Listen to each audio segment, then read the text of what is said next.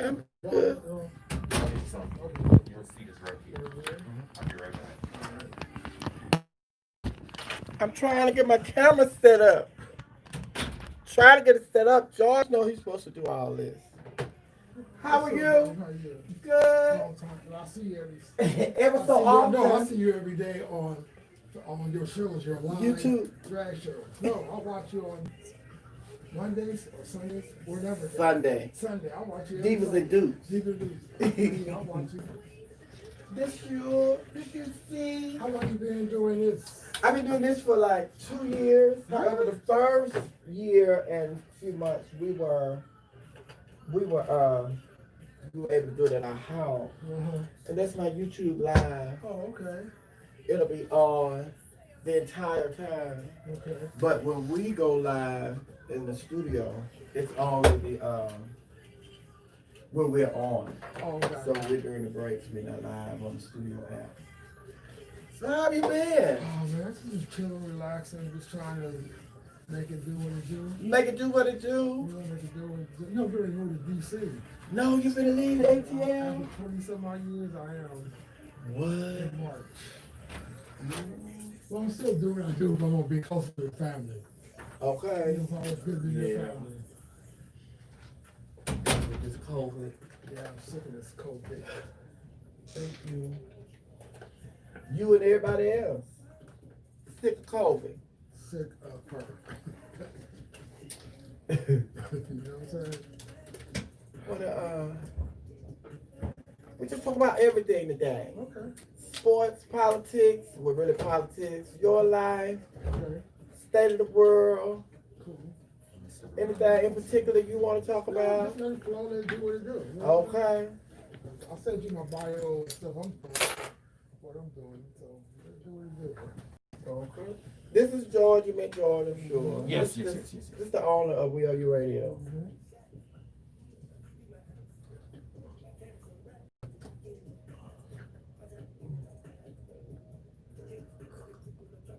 No, that's the what I want. Would you like a snack? There's a snack I'm basket. good for right now.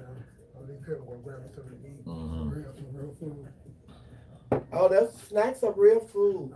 Don't Don't hate on our snacks. That's real I food. need some meat and potatoes. Oh, we need to go with you. You want steak, meat, and potatoes. I need it.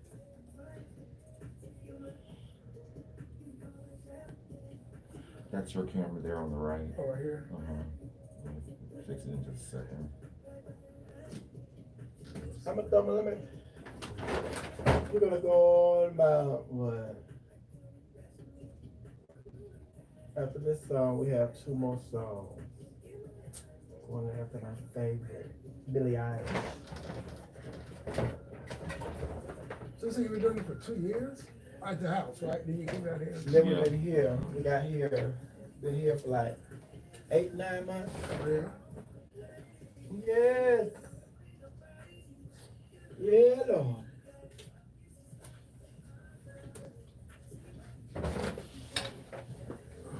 I'm gonna come back over there in a minute, jail, and adjust your lights. So, Tell me to stay from over there, leave you no, be. I don't like that shadow that's on his face on the side. So.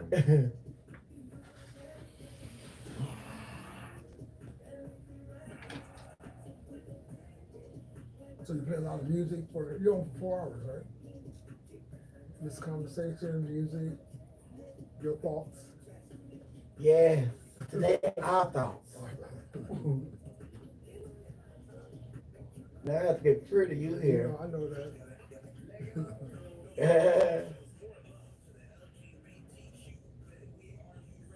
Can't go wrong with red.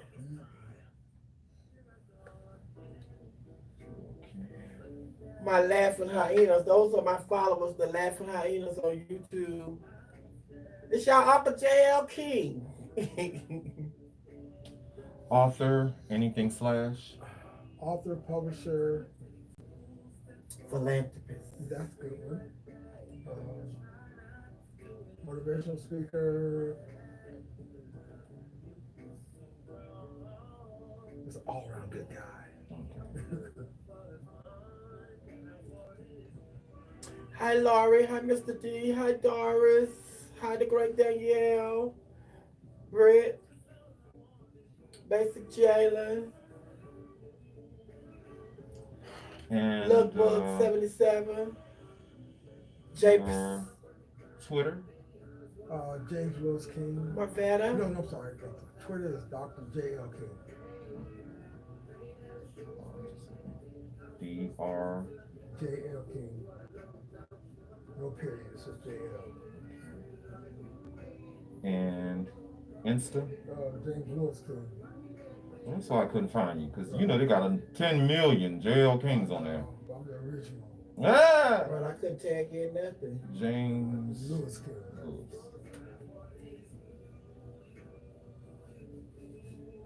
Hi, Cicely.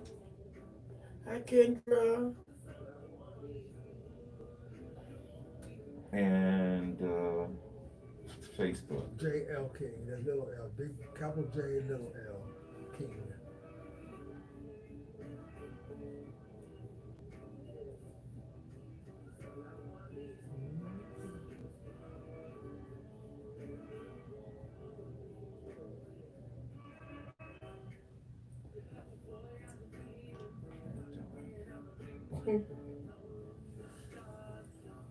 They think this easy, just put this lipstick on. This is a process, put this lip polish on. But you've been doing it long enough, Sophia.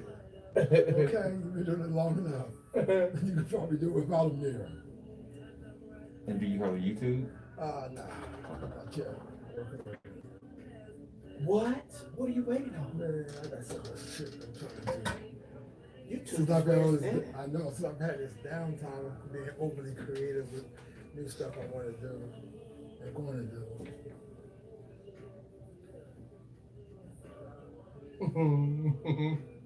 Hi, Teddy Green.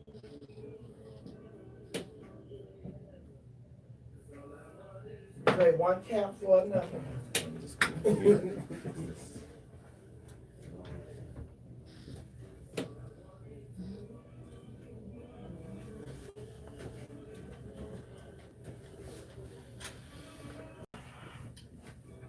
Oh, you're mute. So this volume is mute. Does it matter? No. What? Oh, on the. Yeah, it doesn't matter because it's going through the board. Oh, okay. Miss Sophia on the all-new WERUradio.com, the urban sound of pride. We're coming up after this song, Jay. After this song. This is One more us. time. One more time. One more time.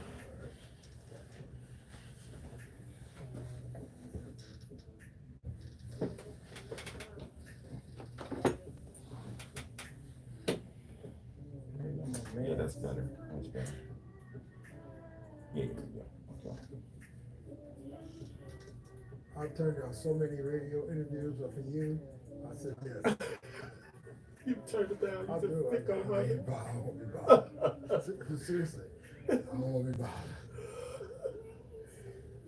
Like the little boy said, I just want to live. That's all. I won't be bothered. Can we get this off of here, George? What This is it? volume. It says it's on mute. Let me. Can I? Okay, now it's gone. Thank you. I just put it on one. Okay. Yeah, I can see it. I'm over here looking like Dorothy Dandridge, or Mae West, a mahogany. Somebody. What is all this? What are you saying now? From the ceiling? I feel like dust. You see it? It's later on. Actually, get it off there. They didn't do anything in the ceiling. I'm looking. 2 minutes.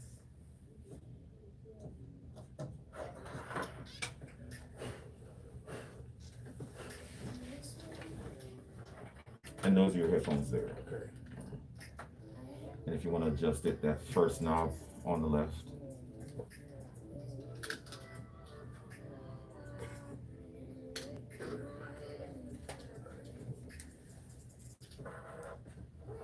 Yes, this cinnamon. Great Danielle.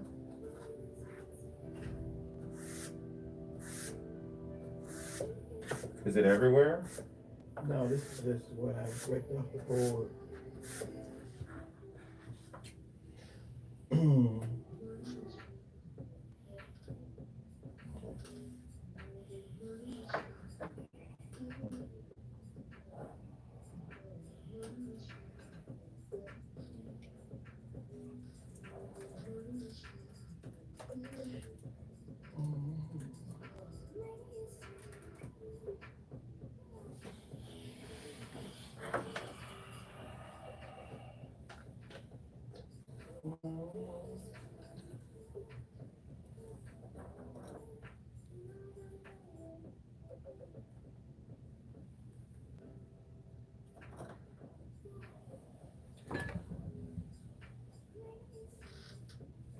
"30 seconds."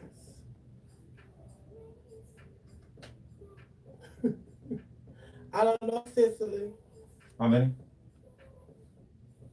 Resume soon.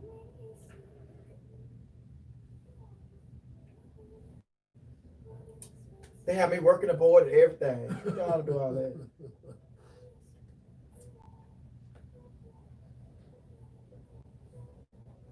Welcome back to Club Chit Chat with your DJ Miss Sophia right here on WERUradio. WERUradio, we are the home of the urban sound of pride, and that was my girl Billie Eilish. Y'all know I love Miss Billie Eilish, honey. But more importantly, this is my guy who's in the studio with me right now, the one and only, the author, the philanthropist, the everything. You know, he's even helping other people, you know, write books and all of that. He's a publisher.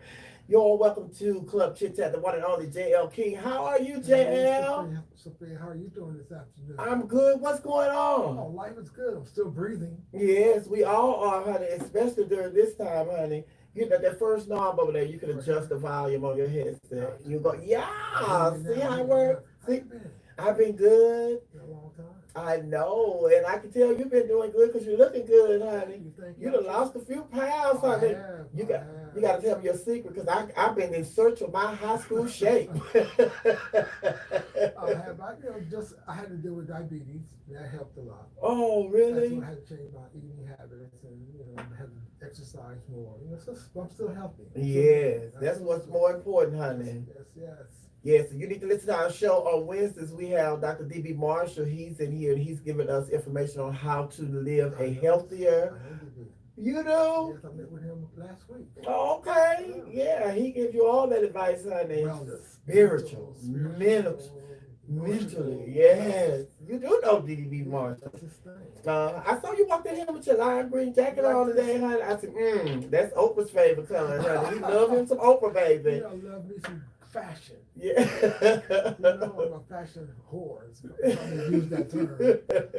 Oh, what's your favorite color?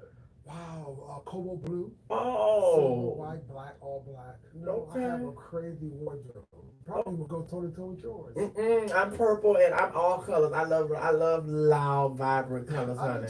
That red, that orange, that yellow, that pink, that green, purple. I'm an art collector too, so if you come to my crib, I got a lot of beautiful, colorful African art all over my crib. So I like being around color. Color, plants, music, books. That what makes me happy. Especially during these times when all we have to do is stay at home all the time. You get tired. You can go say you just I was just stay at home all the damn time. I go from the kitchen to the bedroom, to the bedroom, to the kitchen.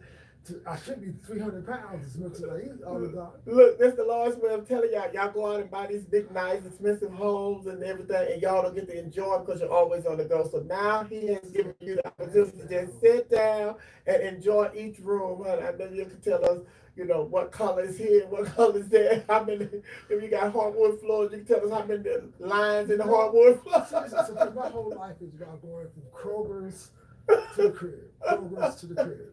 Every now and then I try to get out and, just to have a little bit fun with my friends. But other than that, it's Kroger's and the crib. Kroger's and the crib. With me, I'm just doing I do a brunch on Sundays, and I was doing the show, the Divas and Dukes on Sunday night.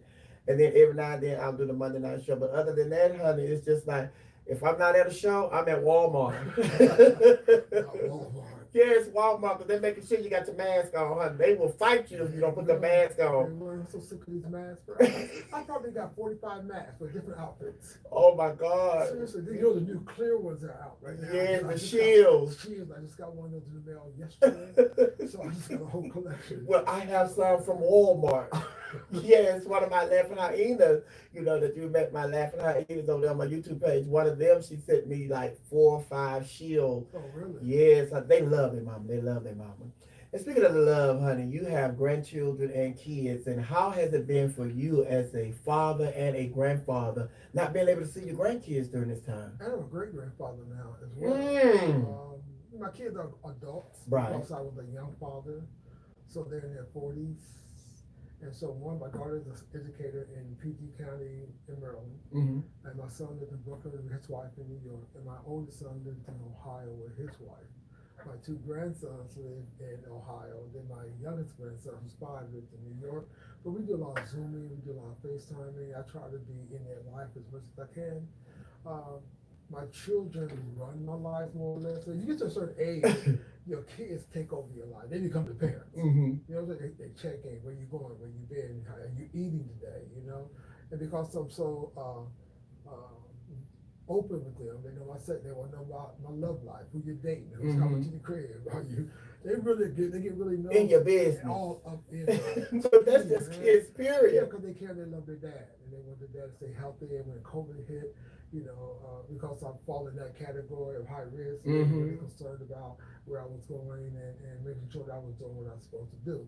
But I love them, and they keep me young, and they keep me happy and motivated. Okay, you say you have kids in Maryland and Ohio. Okay, the ones in Maryland and the ones that are in Brooklyn, New York, they're cool. But the ones in Ohio, we're gonna have to get them out of there because they messed up the election. Yeah, Ohio is red. All day long. Even Georgia turned blue this go round. Exactly. But they're cool, and I love them, and I can't wait to see them again soon. We're not gonna get together next week for Thanksgiving. We're not getting together for my birthday, December 4th. We're not getting together for Christmas. But my plans are to move to that area in spring, so I'll be able to see them more often. Oh, you get ready to move? Yes. Where you going? New York? I'm going. No, I lived in New York. That was my number 2 home besides Atlanta. But now I'm going to Largo, Maryland. Oh, okay. Where my daughter lives, my ex-wife lives. And Okay. So they want me closer. So I'm still going to maintain a place here in Atlanta. Atlanta 20-some odd years. Atlanta will always be home. My doctors are here. My friends are here. So I will always call Atlanta home. But I want to be closer to the family. Okay, now before we take a break, I just want the people that are meeting J.L. King for the very first time. Yes, you know that happened. Yeah, you know, because we're all over the world, honey. We're streaming, and we're in Germany, we're in France, we're in Paris, we're in Russia, we're in Yugoslavia, we're in Bahamas. We are all around the world. So there are some people that are probably learning who J.L. King is for the very first time. Let's introduce them to me, okay? Yeah, tell them who you are, J.L. King. Oh, wow. Well, first of all, my claim to fame is I'm the brother who wrote the book On the Down Low that was dropped in 2004 by Oprah Winfrey. That book kind of started a whole conversation about sexuality, about men who have sex with men but do not claim to be gay, men who are bisexual who can enjoy both. It also sparked it started a movement. You know, once upon a time, I was probably one of the most hated brothers in America because I brought something to the forefront and said, look, this happens. You know, it took me a long time to be embraced by the gay community, as you know. You know, they didn't like me. They thought I was talking about them in the book, and I never was. Never. And the book On the Down Low was never about gay men. Never. It was about my own life and the friends I had who had wives and girlfriends who perpetrated, had cover girls who helped them do what they wanted to do on the low. And I wanted to expose that behavior, not to hurt anybody, not to point fingers, not to show signs, but just to say, look, we need to check this behavior because at the time, it still is having an impact on the spread of HIV. Even my friends who were out and gay at the time, who were sleeping with married men, but yet not being recognized by those brothers or being used. And I want them to know that, bro, why you letting this dude have sex with you, but yet he won't speak to you if he saw you in public. You know, you can show up with his wife or at church, he's going to deny you. Right. So you got to stop that craziness. And I just wanted to bring awareness. That was my only goal, Sophia, was to bring awareness. Oprah heard about it. No, Gayle King heard about it first. She called Oprah and Tamara Hall. Tamara Hall, I lived in Chicago with my boo thing at the time. And Tamara Hall had was on the news station. So she heard about me. She called Gayle. Gayle called Oprah.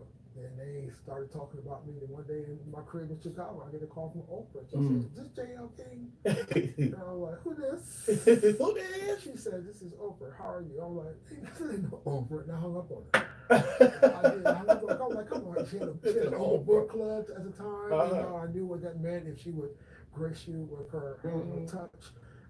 And then 2 minutes later, I get a call back from her producer, the Harpo. And they said, "Oprah would like to meet you. Could you come by Harpo?" And I was like, "Really?" And a couple days later, they sent a limo over, picked me up, took me to Harpo. I met her. She was the first one who really gave me a copy of the book, or showed me a copy of my book. She had it before I had it. And she said to me, "Well..." Hold on. We're not finna roll over that. You said she what? She had the copy up on the download before I had it. That's a bad sister. That's a bad She got a copy of your book before you got I'm it. sitting on the couch with her, and she said, "Gayle, I love your book." I'm like, "What book?" And she reached over and she said, "This book." And I almost passed out. And she said it was one of the most powerful reads she had ever read, and she wanted to have me on her show. Now keep in mind, at the time she had never had Elon Harris on her show, ever. And he's way bigger than I am. Yeah. I honor him, and he's my role model. She never had James O. Hardy on her show, ever. She was really funny about having gay authors on her show. So for her to have me on, not only once, twice, 3 times, 4 times, I was honored. And I remember during one of the commercial breaks, she said to me, "You know your life is going to change after this show." I said, "Yeah, probably will." She said, "Trust me, it's going to change." She said, "One thing I want you to always remember after you leave this studio today is never, ever, ever read anything that is Googled about you or written up about you in the newspaper or media, because it will steal your joy." And from this day, Sophia, I have never Googled myself. You never Googled yourself? Never. I don't want to, because when you go from that type of exposure internationally, the book has sold 1.5 million copies. You know, I've made a lot of money on the book. You know, I have consulted with other producers who have used the book for different things, for TV shows and plays. And the way it just changed my life. Yeah, I left Chicago because I was in an abusive relationship. At the time, with my dude I was with, he was really jealous of my instant success. So he was, "I'm gonna beat my ass all the time." Nobody knew that. Here I am, the J.L. King brother on Jet Line, Ebony, people. And I had to still maintain a very low key. And I didn't want the lies to come out. I didn't want people to just make up stuff about me because of jealousy, envy, or not knowing me. So I was really low key for a long time, as much as I could be. I had to have a full-time security guard to follow me around. I did a lot of speaking around the world. Right. You know, everybody wanted to meet me, get to know me, you know, get money from me, use me, have sex with me, or whatever.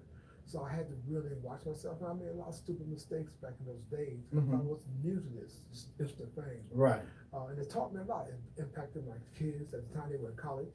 You know, so they were getting teased, "Oh, you the down low brother kids, you the down low brother kids." You know, it was crazy, man. Then I moved to Atlanta. That was a whole different lifestyle that happened overnight. All of a sudden, I was in Atlanta. I went to this big ass crib in Midtown. I was having parties all the time. I had a full-time staff, and you name it. I had one dude, all he did was find me boys to have sex with. Then I had a full-time chef, full-time housekeeper, full-time dog watcher, full-time landscaper, full-time massage therapist on the payroll. Right. I was living that. Living that life. Living that life. The day I got to Atlanta, I went out and bought a brand new Range Rover and a brand new Porsche, and then I hired a chauffeur service because I didn't want to drive. So you came here and you became a baller. I became A baller. Mentally ballers. Yes, you did. But we're going to take a break right here. We're going to come back and we're going to talk about it. I think it was so easy for Oprah to embrace you because you took a lid off of a conversation that the heterosexual people have been having for a long time, but they couldn't get nobody to confirm it. So you confirmed what they already suspected. They knew anyway, right? Right. And although, you know, you say a lot of people in the gay community turned against you because they felt like you were talking about them, which you really wasn't. Oprah embraced you. So to gain a friend like a Oprah Winfrey in a time like that, then I say that was a great exchange. But we're going to talk more about what you talked about in the book. We're going to talk about what you're doing. It's a conversation. It's not an interview, it's a conversation. Chit chat. Yeah, we're chit chatting. Yes. I'm your girl, Miss Sophia, hold it down right here. We are your radio. We are your radio. We are the home of the urban sound of pride. This is LMA with Not Another Love Song. I was trying to think. I'm trying to remember the first time I met you. I think it was at the start of the century. I had attended the one over on Cincinnati. I think you were the host. I think that's when I first met you. Because I know sis. Yeah, I think it was at the century. I think it was when we first met. She's freezing over there. Where? Mine. But It's not freezing around. over here it is. One really thing I really want to push, I want to push the LGBTQ communities to start writing books because those stories need to be told. You know, those stories need to be told. And right now, no one in the LGBTQ community are writing books about their survival and how they, live their life that could be an inspiration to the next generation. Mm-hmm. That's one of my number one goals.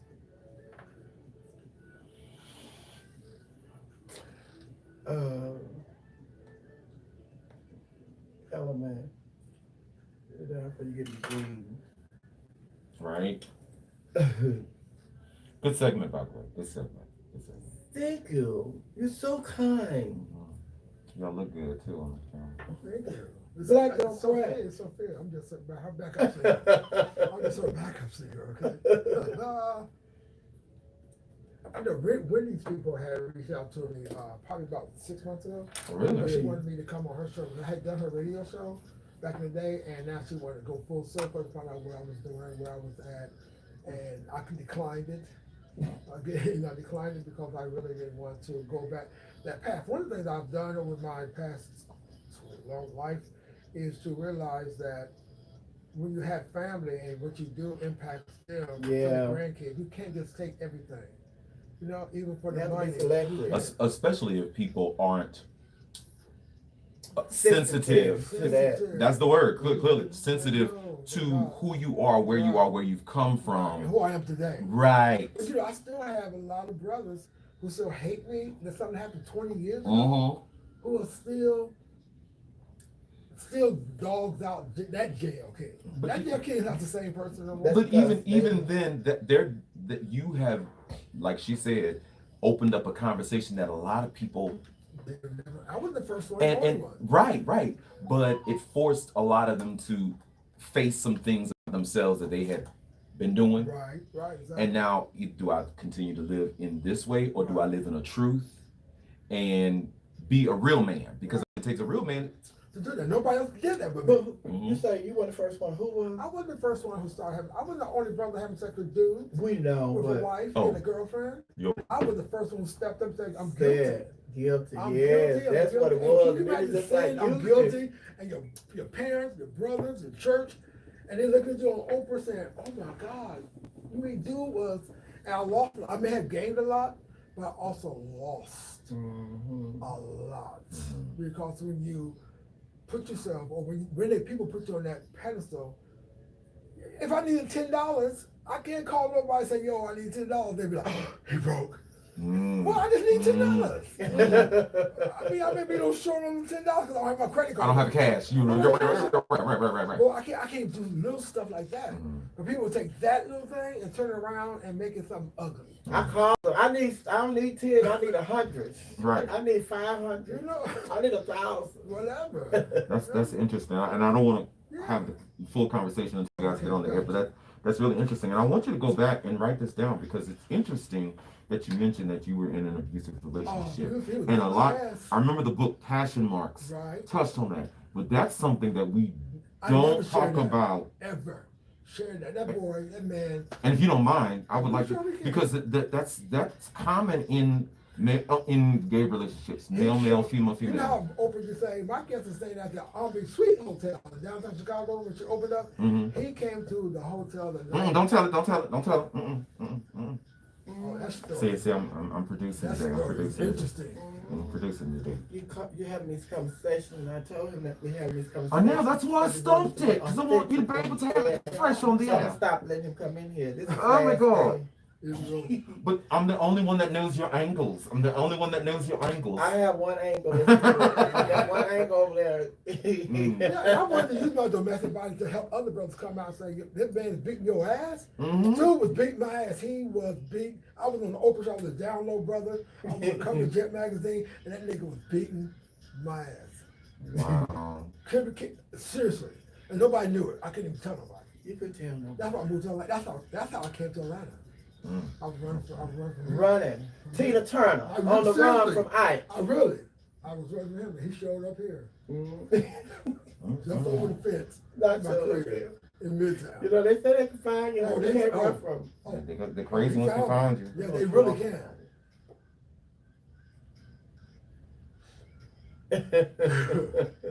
Get on them, Brianna. Get on them, Brianna. What's your Well, name? Jayla was in here early. Where's Jayla? Mr. Tiny T. Hi, Michelle. Marquisa.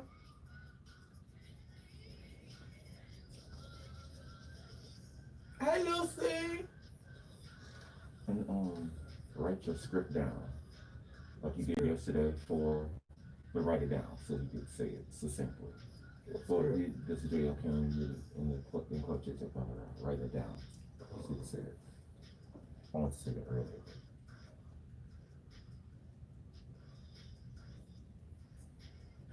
You're all welcome to Club Chit Chat. Sorry.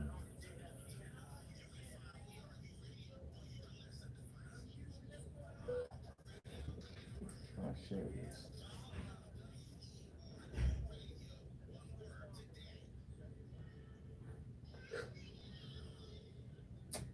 I don't know how to do that.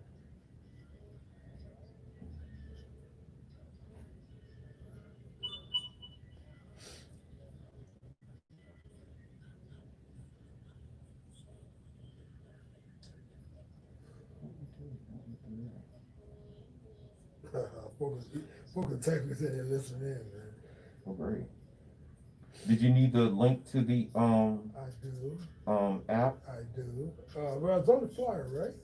Or there's one- Yeah. one- No, it's not on. It's in the post. Yes. I need it, but one person said, "How am I gonna find you if it's a link? What is it?" What? Can you post it to? Can you text? You have his text number? The what? You have his number?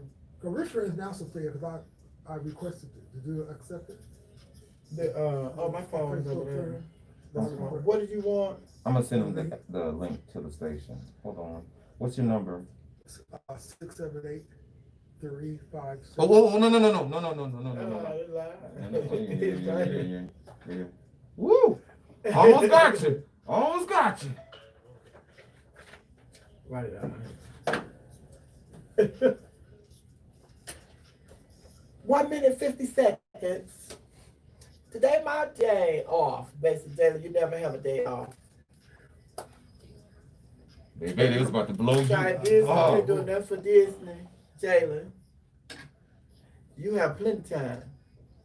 Until you find another job.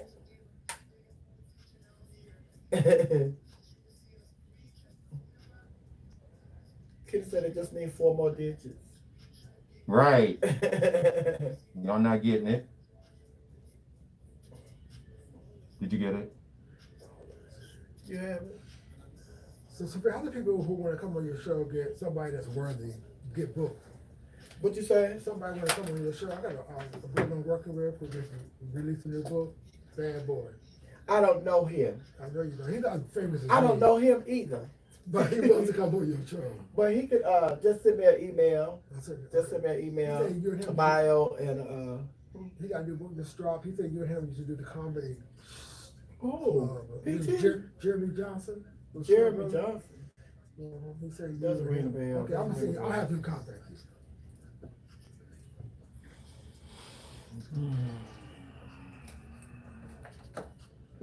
I think We got like 30 seconds. Remind me to tell you the story about when the Braxtons wanted me to be Evelyn's boyfriend. How long before the when race? they did the Braxton show, and they reached out, Tamala had reached out to me and wanted me to. Come on. That's a whole nother. 10 seconds. We ain't got enough time on it, I can tell you.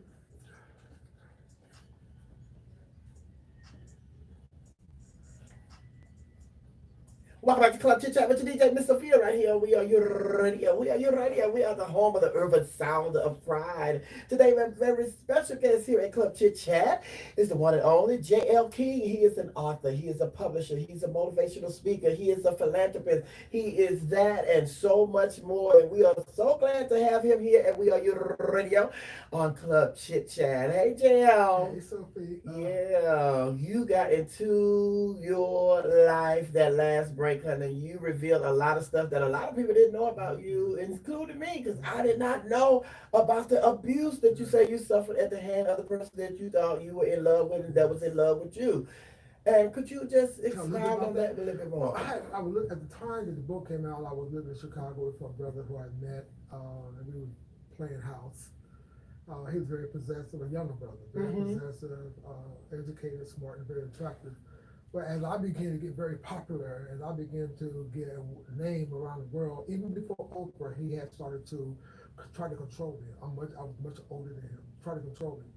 After I had confirmed I was going to be on the Oprah show the first time, he didn't want me to go. He was really pissed off about that. He came to the hotel, the Omni Suite Hotel in downtown Chicago, and stopped me. I got him a ticket to come on the show. He sat in the audience, and the entire time I was on stage with her, he was sitting there just looking at me, fuming. When we got back to our apartment in the south side of Chicago that evening, we got in a fight. We got in a fight. He would fight me, just GP fight me. One day he was so mad, he took our dog and told me if I would ever cheat on him, he would take the dog and throw it off the balcony. He would follow me around. He would make sure that when I was at the crib that I was not having sex with other guys when he was at work. He threatened that he was going to call radio stations and TV stations and Harpo and tell them that all the stuff that we was doing together. It was an ugly relationship. So I had to leave Chicago. And after I left him in Chicago, I bought a crib in downtown Chicago. He got access to that crib, so I had to sell that crib and move to Atlanta. I came to Atlanta, bought a crib in Midtown, gated community, and he came to Atlanta. Jumped over the fence one night, knocking on my door one night in Midtown. Called the cops, they arrested him, they sent him back to Chicago, and then I hadn't heard from him in a long time. Then every now and then over the past couple of years, he would send me a message like, I'm sorry. But I'm over it. So the story behind this is that there are a lot of brothers, no matter what you see on the outside, who are living in very ugly domestic violent relationships. Right. Nobody would have ever thought that this little young brother would beat my ass. You know, and I was scared because I didn't want to be exposed. I didn't know what he would do. I didn't know if he would call my kids. I didn't know what he would do. So I kind of dealt with it and tried to dumb it down as much as I could until I was able to escape. And see, this is another thing that you exposed, because at the time, listening to that story, it's no different than Tina Turner and Ike Turner. Exactly. But at the time that you were dealing with this, and you had already took the lid off of the Down Low Brothers. Right. And so now you're getting ready to reveal that domestic violence not only happened in heterosexual relationships, it happens in gay relationships. And you put a face on that as well. Yeah. I never came out. I was going to write a book about my life of hell, but I never did. And I may revisit it one day. Because again, I have a lot of friends here in Atlanta, New York, and Philly, who also are in ugly domestic violent relationships where they're afraid to leave, they can't leave, and all type of excuses why they stay. Sometimes the sex is good and they don't want to leave that. Sometimes they're well taken care of by somebody, so they don't. It's all the same thing with a heterosexual relationship. They don't want to leave, and a lot of times I think that what I went through. I mean, he tried to kill me when he had broken into my condo in Chicago. He had broken into my apartment, and he took a baseball bat and he hit me across the forehead one night. And I woke up, I was in the ER in Southside Chicago Hospital, and the doctor told me it's only by the grace of God did I not get killed from blunt force trauma. So where did you meet this guy? Wow, I don't remember at the time. Probably some social dating app back in the day, Adam for Adam, or who knows where. But we met. So what was his occupation? What was he social doing? worker. What? A social worker on the south side of Chicago, Brownsville, which is most people from Chicago know Brownsville. And he was from Gary, Indiana originally, but he lived in Chicago because it's really close together. I think he has some mental issues, man. He was very jealous. So now this is my question. It's like he is a social worker and he is abusive to you. Yeah. All it took was you making one phone call. So what? I did. I was afraid to. Keep in mind, at the time, I'm J.L. King, the famous Right. brother, J.L. King, that the whole world knew. Uh-huh. And he would show up sometimes, or he would want to go with me when I did my book signings or whatever. And he would always be in the back just looking at me like, "Fuck you up." Seriously, bro, it was crazy. So what was the straw that broke the camel's back? When he tried to kill me with the bat, and I came through, I couldn't tell my family about it. I couldn't tell nobody about it. I was living in this bubble where I couldn't expose my own personal life because everybody in the world wanted to know J.L. King. Mm-hmm. The Download Brothers coming to town. The Download Brothers showing up. The Download Brothers.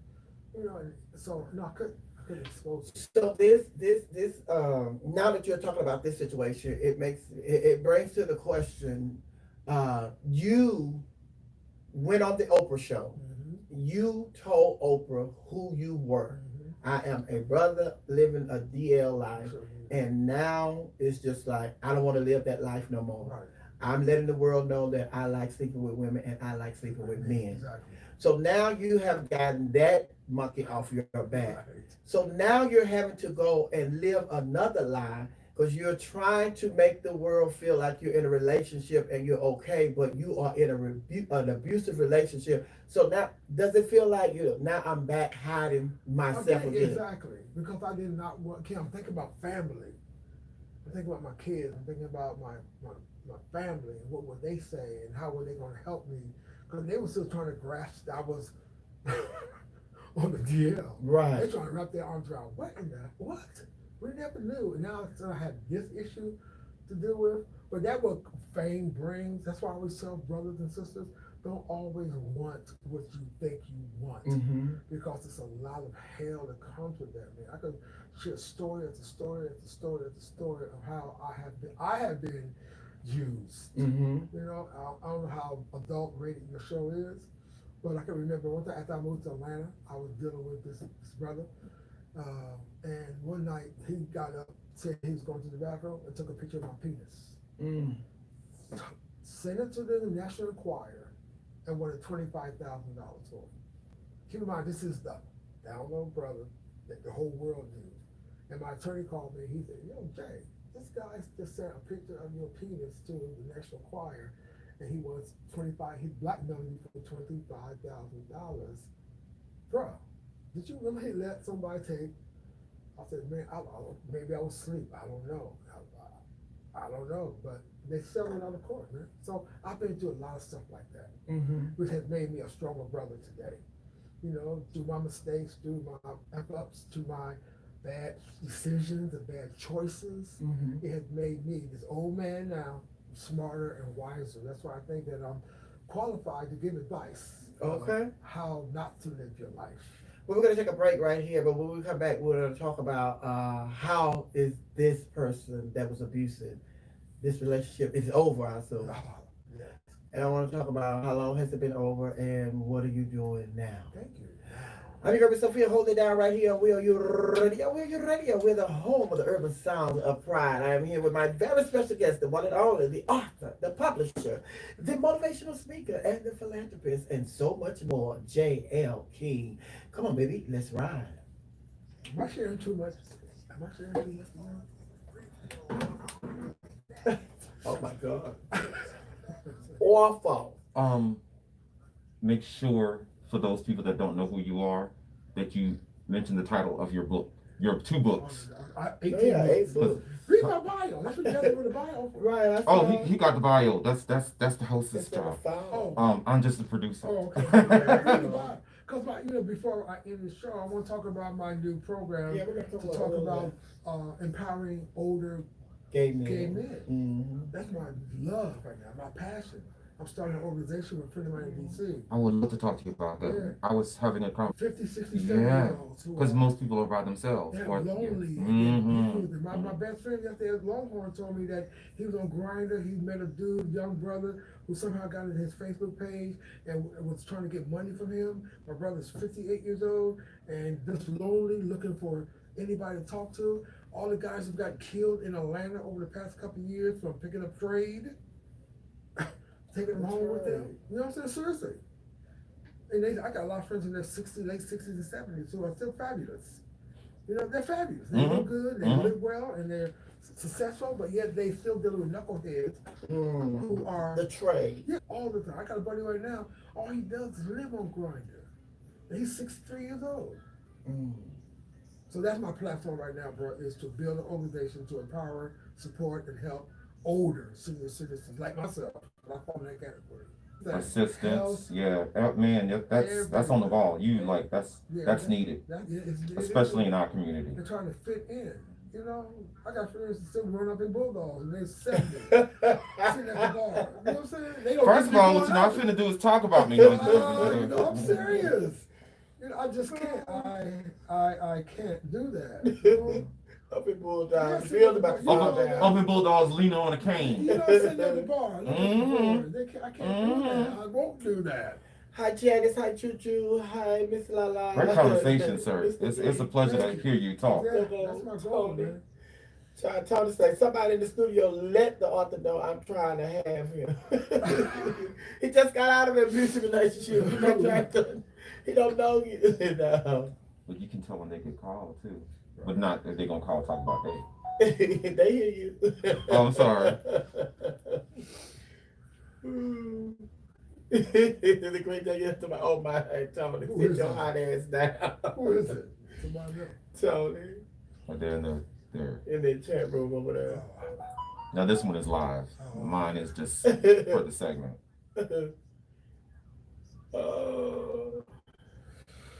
Double Dancing Grits. I remember him. He was on Oprah 4 times. I'm still with. Oh my God, we'll talk about it on the air. What time is it? Where are we? Right here. You're doing a great job. Oh, thank you. I don't want to die and let my experiences not be known to help somebody else. You know what I'm saying? I really don't. That's why Elaine Harris was so private. We all know what Elaine Harris's fetishes were. And he died very private. That was Basil. Yeah, that was so sad. That was Basil's.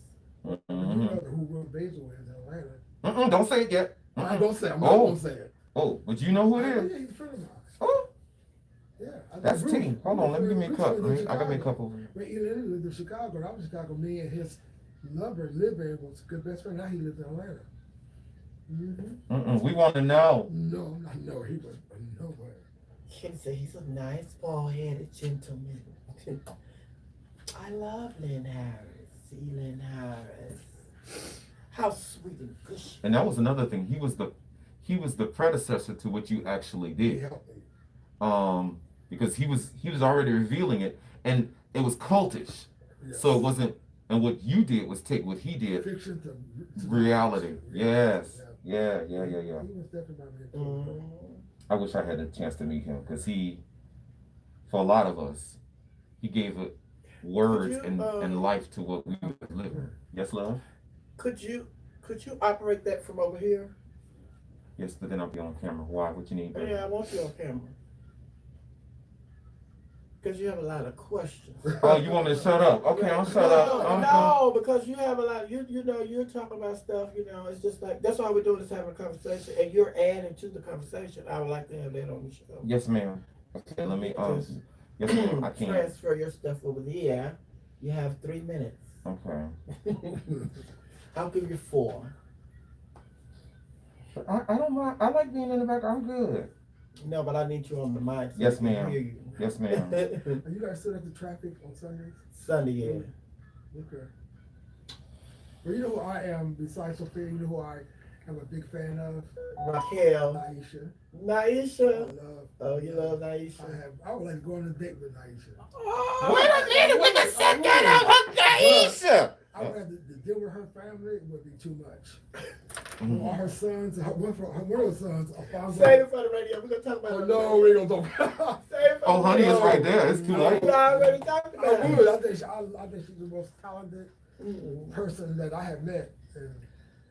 But I would never, ever cross that path. Child. Ever. Wait a minute, when they hear about this.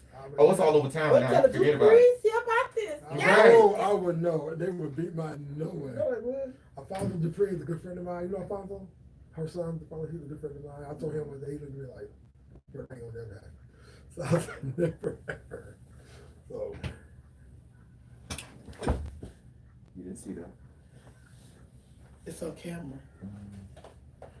So you took your pad, your iPad? I am going to see that. Put all this back and hopefully the speaker comes back on because that's always my, once I get how to work. This is something over here. Y'all see how Sophia make me work over here? Y'all see what the boss is? I see. I already knew that. Going in the door. Thank you, ma'am. All right, you have 2 minutes. Get my life together, man. And get my good side. You need a what you call a headset? No.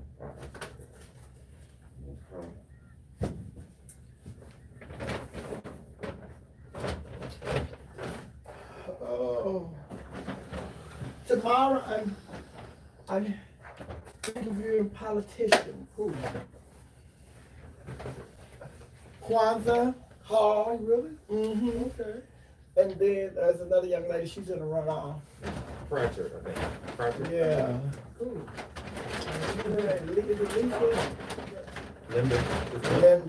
Linda Pratchett.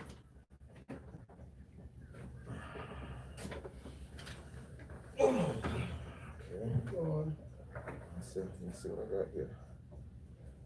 I got you going over there on the side of the jail. Oh, you said, okay.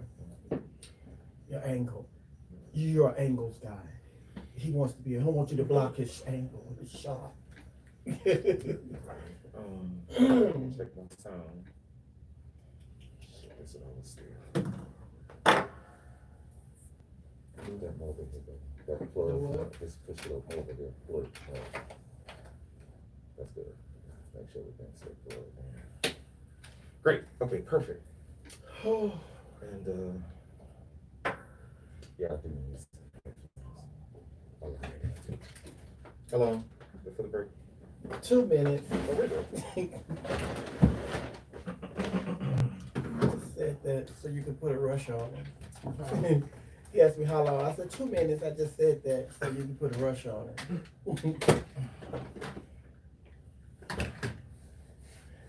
Oh. So are you still going to be in school? Well, not since COVID. I don't think I've probably been once. And I went to home for Thanksgiving and I had, purchase ticket and all of that, but don't look like it's gonna happen.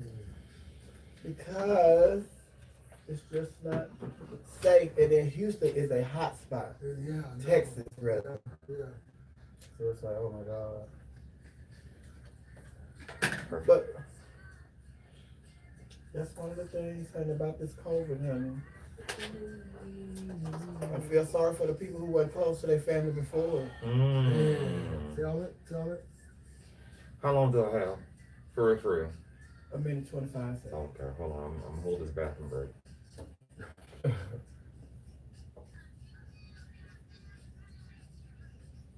Get it up.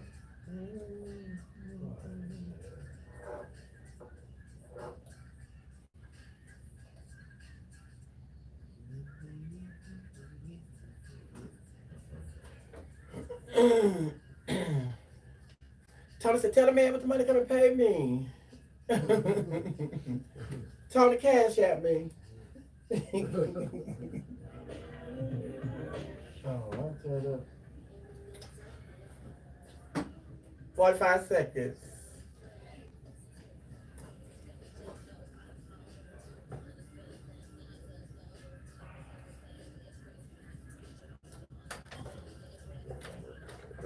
Perfect.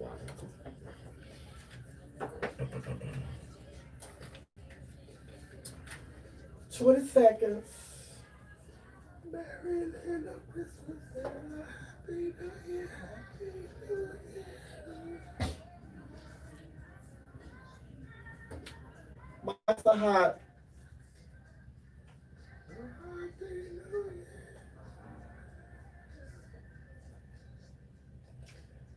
Welcome back to Club Chit Chat with your DJ Miss Sophia right here. We are your radio. We are your radio. We are the home of the urban sound of pride, and you were listening to Sleigh Ride by TLC. That's right.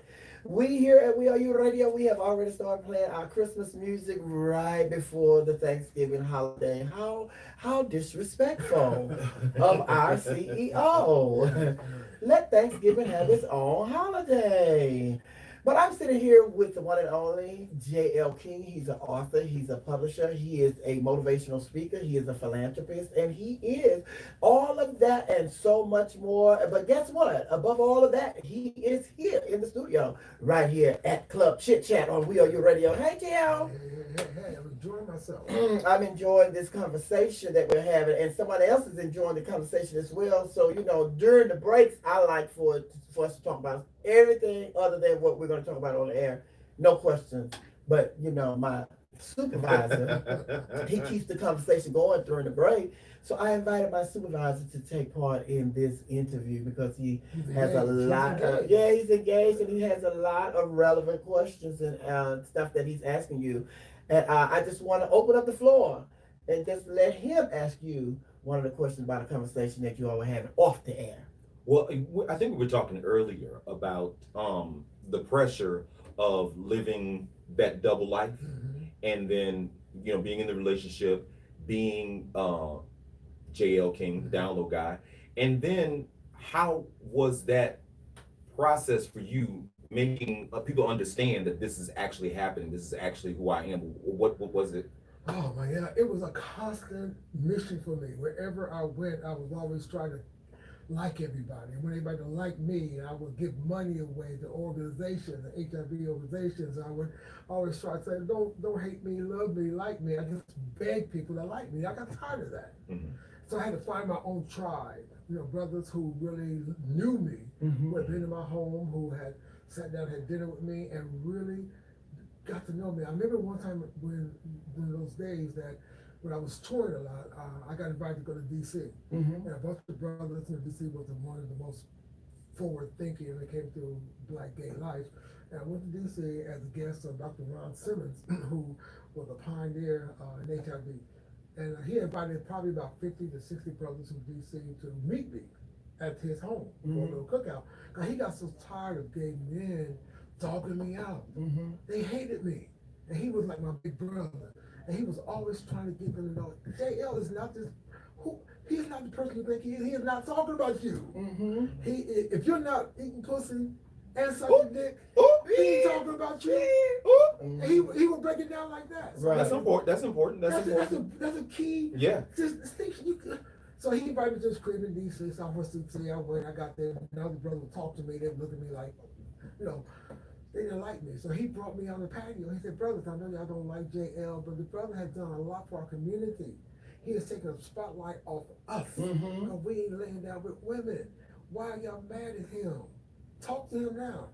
And nobody could say anything, especially when he said, if you ain't eating pussy and sucking dick, he ain't talking about you. And one brother could stand up and say, I don't like him because I'm eating pussy and sucking dick. Ain't nothing I'm eating pussy. So they can say, then they got it. They're like, oh my God, he ain't talking about me. Right. He's talking about them other brothers who out there dipping and dabbling on both sides of the fence. Well, one of the things that we were talking about too during the break was that you referred to him earlier. Sometimes you gotta keep it real and raw. But you were talking about Elin Harris. Right. And he was sort of the predecessor to what you were doing. He was writing a fictionalized, assumingly fictionalized account of what was happening on the DL. And you took the fiction Put a face on it. So how was that responsibility? And did Elin Harris ever call you and say anything about it? Before I got the book deal. Hold on. I want you to answer that question, but we're going to have to take a break right here because we're getting ready to bleed over into the 4 o'clock hour. Okay. So when we come up, I want you, that's the question that is on the table, and you're going to give us the response to that question when we come back. I'm your girl, Miss Sophia. Hold it down right here. We are your radio. We are your radio. We are the home of the urban sound of pride. Come on, let's ride. That's good. I ain't had no. I ain't had no. I know. I looked at it when we went into the break. I looked at it. It was like, we already at 55. Okay, so what I would do, I would do the top of the hour, play one song, and we rock it. Okay, we rock it. Okay. Yeah, we rock it after that. You know, that one song. Okay. Let it play. Is it gonna play the commercial? Is it Drive for Cash in there? In that break? No. Okay, good. You know, of all the radio shows I've done, I've done Steve Harvey, I've done them all. I remember doing Brandy, going to her studio in New York. It's Solomon of God was her co-host at the time. Thank you, Tony. And he was sitting there, and I walked in and I sat down, and I took Wendy 2 dozen pink roses because that's what she likes. I was with my agent. So I sat down in the chair, she was sitting right there, Solomon of God was right there, and the first thing he said, like, what kind of makeup you got on? Really? Really? That was the first question? Yeah, that's the first thing he did. He just dogged me the entire time on the show. But Wendy was cool, but she just wanted to know about sex, who I have sex with, who I was zooming with. But he was just, that's why he's so popular now, because it's an ass. It works. It works for him. Not only him, a lot of people. Yeah, it works for him. The reality show. Yeah. Mm-hmm. Yeah, he's the man right now. Now, have you ever? Never mind. What? I'm gonna wait. Wait till we get on the air. No, we're not gonna listen to that. Yeah, there you go.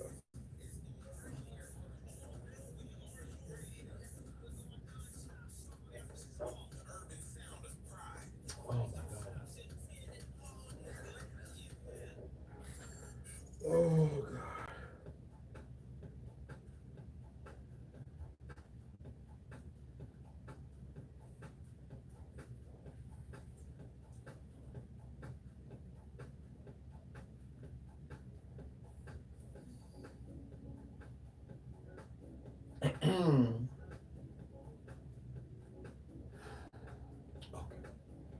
Sorry, I have to do all this stuff every time we go come out. You need any more water or anything? No, thank you.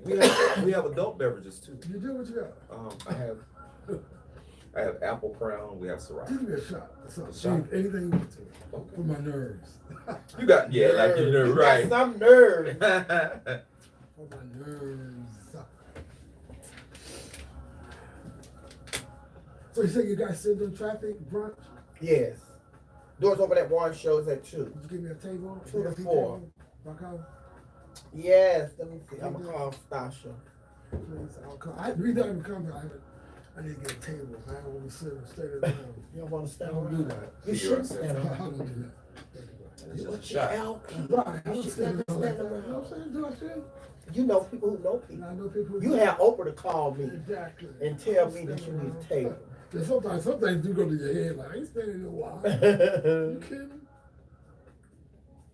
Oh, we know that feeling. Who is that? I should have dropped this house music. That's the longest song. Uh-huh. How long is it? It's 8 minutes. Oh, you know. 46 Oh, seconds. you I'ma already. fade Oh, out. you okay? Let me know. I'm just yeah. I'm gonna fade her right now. We're going to Kim. Live out your love. Yeah, that's a short song. I love that song too.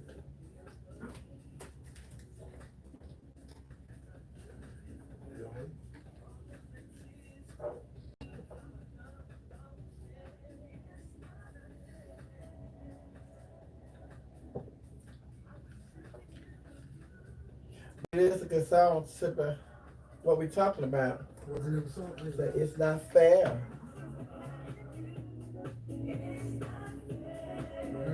Who that by?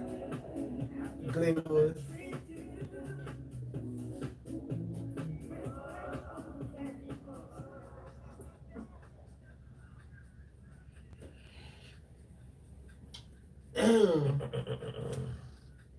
Ann Smith, you finally able to catch a glimpse? Hello, Ann. How are you?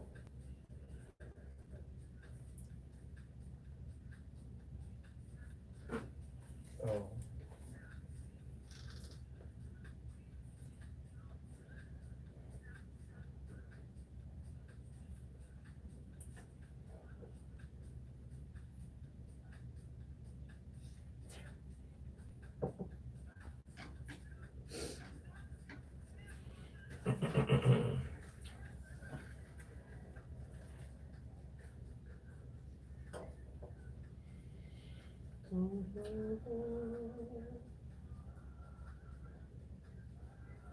One of my buddies hit me and said, bro, I'm loving the show. I'm loving it.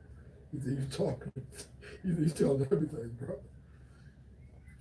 But it's, when you tell the truth, it's easy. at night. You know, I don't give a fuck no more. I used to care. Sophia, I used to care what you thought Everybody. about me. What I had Everybody. done, who I was with. I don't care no more. Man. I'm going to die by myself, so I'm going to live this life the way I want to. You know what I'm saying? Everybody. Get that. They say it come with age. It You does get come to with a certain age. They say when you hit Serious. 40, and after 40, honey, it just gets less and less. You care less and less. Care less. I saw a meme the other day where somebody said, what, what do you think the people who don't like you? And that person said, when you die, and he said, what do you think about the people who don't like you? He said, I want to be buried with no drawers on so they can kiss my ass. You know, just like that. Here we go.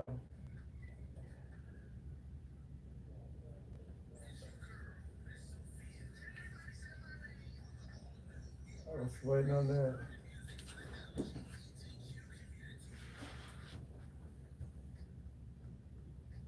Oh, we're not going now? You didn't have me hit the button and everything. Live out your love. This is Kim. Tony This is Black. Kim, right? Yeah, I can drop Kim. I love that song. I I love that. I love Kim that put song. out. I love Kim, period. Mm-hmm. So what come up after this one? But if I say something, everybody hear me? Mm-hmm. They can hear you. I don't want them to hear me. Oh, okay.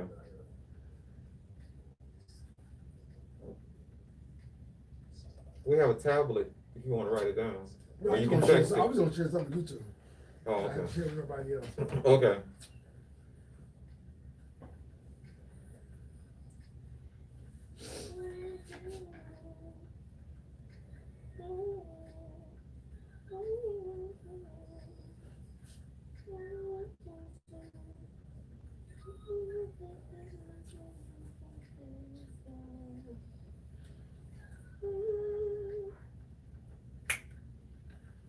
That's the one make you just find somebody to dance with. Come here, baby. Come here. Come here. Come here.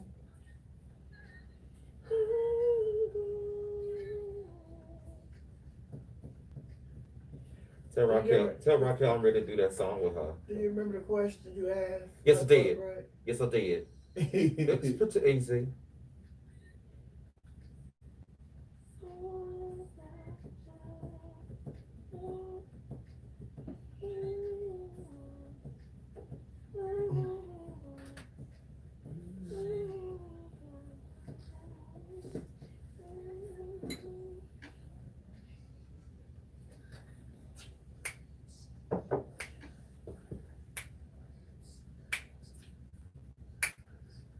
Good, baby boy. Thank you. The liquor helped my allergies.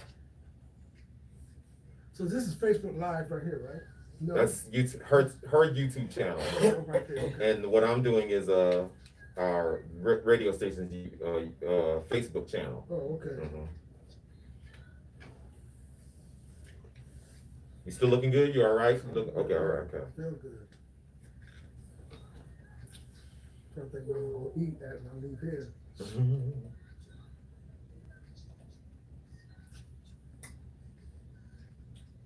1 minute, 15 seconds.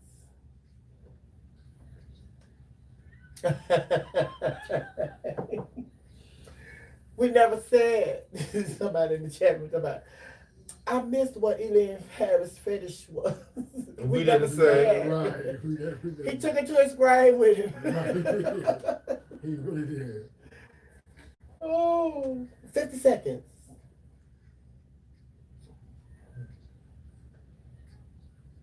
You show us 50 seconds.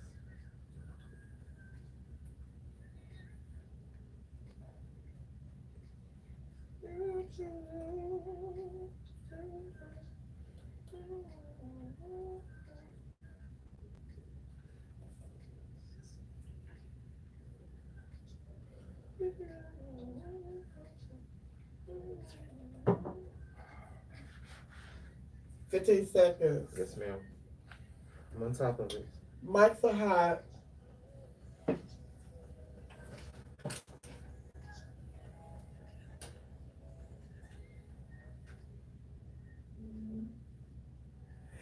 You listen to Live Out Your Love by Tony Braxton and Kim, honey. I love that song, honey. I'm your girl, Miss Sophia, holding it down right here on WERUradio. WERUradio. We are the home of the urban sound of pride, baby. Are you living out your love? You should live out your love, honey, because you only get one life. You only get one life to love, and you better live it like you love it, honey. I'm sitting here talking to my special guest today, the one and only J.L. King. He is an author. He is a publisher. He is a motivational speaker. He is a philanthropist. He is a father. He is a grandfather. He is a great-grandfather, and most of all, he is a good friend. So welcome to Club Chit Chat right here. We are your radio J.L. King. How you enjoy your experience so far? It's been wonderful. I feel honored that you would have me. Like I told you when I first got here, I had turned down radio interviews. I had not want to be bothered. I know that feeling. But as soon as I got your text message, I said, okay. And I appreciate I didn't even you. think twice about it. Okay. I appreciate you for because I have the type of love and respect for you. yes, and every time I see you supporting us at one of our shows and everything, honey, you just always so down to earth, and you never know that this is the JL King. And it's just like that when those celebrities come to our shows, honey, we don't want to bother them and everything. We just want to relax, because sometimes we know that although it's almost impossible to just be real and just be you and just be left alone and be able to party, we just want to give you that space to do that in our space. But we had a question that was posed to you by our CEO, Mr. George Davis. So could you ask that question again, George? Well, one of the questions that we were asking, and why do I have my mask on? During the break, before the break, we were talking about was writing in fiction. Mm-hmm. So had you ever, after the release of Down Low and all the Oprah exposure and everything, did you ever have a conversation with Elin Harris, and how did he feel about that? Before the book was published, he told me that I was going to change the world. He said, "Bro, you are doing something that I could not have done, and you're coming forward with something real is going to really help my story more." He was originally scheduled to do the forward for the book, and if you go way back on Amazon, you'll see his name on the book, forward by Elin Harris. But because of the money, books are money. So because of negotiations, he pulled back. I don't know if they didn't offer him enough to put his name on the cover of my book or whatever. Okay. But anyway, he had always told me he was proud of what I was doing, and I could not be here today if it wasn't for him. Seriously. He still is my idol. He's still the god of gay literature. He's still the man. He's still the person that I walk his path, and I will always give him honor. And I think more honor needs to be given to Elin Harris for his legacy. Mm-hmm. Yes. So one thing that I have done is I've tried, like I said to you earlier, I've tried to get more LGBTQ community to tell their stories. Mm-hmm. Their stories Sophia needed to tell her story. We tried a couple of years ago. Mm-hmm. Those stories need to be told. Right now, there's no gay books coming out from the major publishers about our stories. So you're helping these artists publish their I stories. have to write them, I'm a ghostwriter. I have them edited. I get them published to J.L. King Publishing. I work with over 250 writers, independent writers. I got right now 5 writers who are telling their stories. One brother in Atlanta, a gay attorney writing his story about Black Lives Matter and how it impacts the LGBT community. Mm-hmm. A sister in Indianapolis who's doing a poetry book, and another sister in Ohio who's doing a book. But we need, especially in Atlanta, we need more drag queens to tell their stories and how they live their lives. We just need more stories. You gotta find them, honey, because you know some of them they don't identify as drag queens. I'm a female illusion. I'm a female impersonator. I'm a da-da-da. Wherever the politically correct to return, is, yeah. to tell those stories. Mm-hmm. Seriously. And you hit the stage and you opened up the whole can of worms about the DL brothers, and you were married, and you know you and your wife y'all went through some things. You and your children y'all went through some things, and it's just like you exposed a lot, and you forced America to deal with something that America had been just like talking about under the surface for a long time. Since then, what are some of the positives that you have seen come out of you telling your true story? The hundreds and thousands of emails I got from brothers around the world saying, thank you, bro. Because of you, I divorced my wife. Because of you, I sat down with my family. Because of you, I came out to my church. And we got a lot of pastors in Atlanta because of what I've done who came out and created churches. Because of you, I can sit down with my son, accept him in his sexuality. Because of you, I don't force my son anymore to get married and find a girlfriend and make me a grandparent. Because of you. Because of you, I'm free, I'm happy, I can be myself. And that is probably the biggest reward I have gotten is because of you, you have set me free to be who I am. Again, I still get a lot of emails from brothers saying, bro, I wish I could. I honor you, I respect you, but I'm not there yet. But your book has changed my life. I've given your book to my daughter, so she won't get caught up with a Negro like you. And I've always said publicly, I don't want my daughter to marry a man like her father. And most fathers want their daughters to marry a man like them. My values are good, my spirit is good, I'm a hard worker, I believe in taking care of family. But I don't want my daughter or any of my nieces and nephews or anybody to marry a guy who will lie to them about their sexuality and what they're doing on the DL. And it's still, even though that happened in 2004, 5, it's still going on. Sophia, Because still. the society that we live in, they are so hypocritical. They say tell me the truth, but when you tell them the truth, they turn their back on you. They ostracize you. That leads me to a great question, because you said a lot of gentlemen said because of your book, they were set free, if you will, or able to live their truth. But on the flip side, and because I have to be the devil's advocate and look at the whole picture, there are probably a lot of people that say, you broke up my home. You took my man. You took away my veil. How dare you? Why would you do this? And one thing that made the opposite to me, that made me the ideal person for this movement, is because I didn't come across as what most Americans think a gay man is. You know, they want I'm a brother. You know, I come in, I sat there on her shoulder, like, yo, what's up? You know, my daughter's in the audience. You know, I'm trying to be found out. And a lot of America was shocked because of that, because they thought I was going to come out there looking like some queen. Yeah, that's what they No offense to the queens. No offense to the queens. No. All right. But they were more accepted if I came out there swinging and snatching and snatched. So you think that gave validity to your story? It did, because I'm a brother. I'm a man. I'm not stereotypical. Yeah, I got Most you. Americans still today think that gay men still are female impersonating, that we wear dresses and we wear. They still think that. That's all it is. That's why I think the media needs to do more in showing more strong black gay men. Not that masculinity is the check-all, but not show us as just being so thin. You know what I'm saying? Right, and every time I'm in that space, I'm in the company of those people. I let them know. I said, it's just like in the heterosexual world. I said, you cannot say that all heterosexuals are A, B, C, D, E. I said, and it's just like in the gay world. I said, all gay people are not the same. And you have to deal with gay people on the individual basis, just like we have to deal with you all on an individual basis.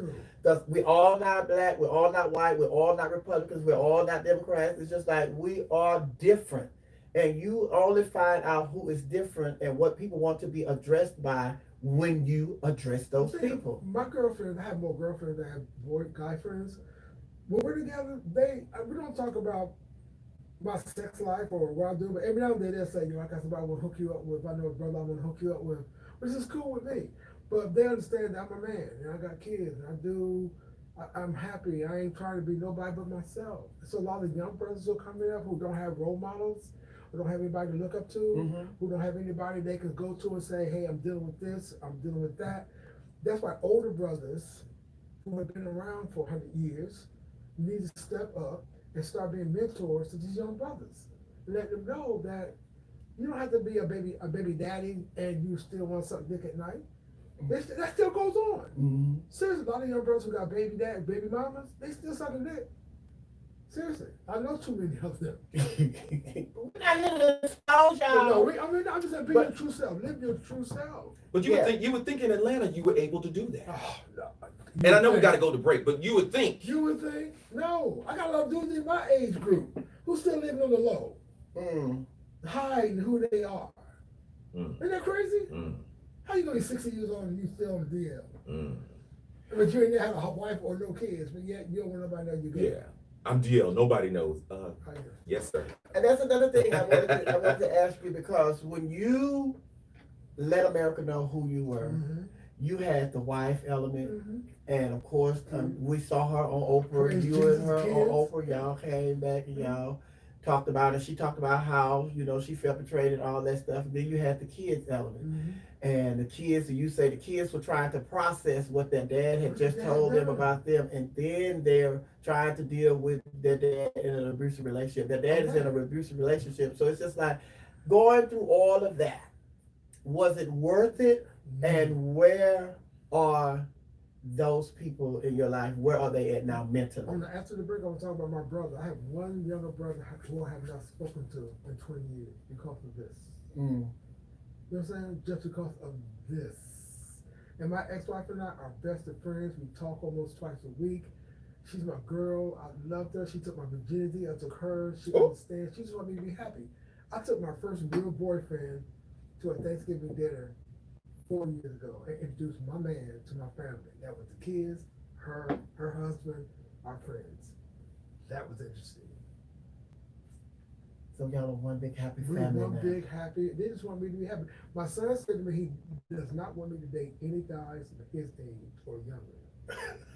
And I like young dudes. You know what I'm saying? You like young I dudes? like young dudes. So he's like, Dad, don't you ever bring a young brother to our family gathering. Oh, I won't have a problem with that. So, will he let you decide dictate to him who you want him to talk He's to? married, but he just like, Dad, do not ever bring some 25-year-old to the family dinner. Oh, all right. I'm your girl, Miss Sophia. Hold it down right here. We are your radio at Club Chit Chat. We're your radio. We are the home of the urban sound of pride. Now we're going to get into this song by LGBTQ artist.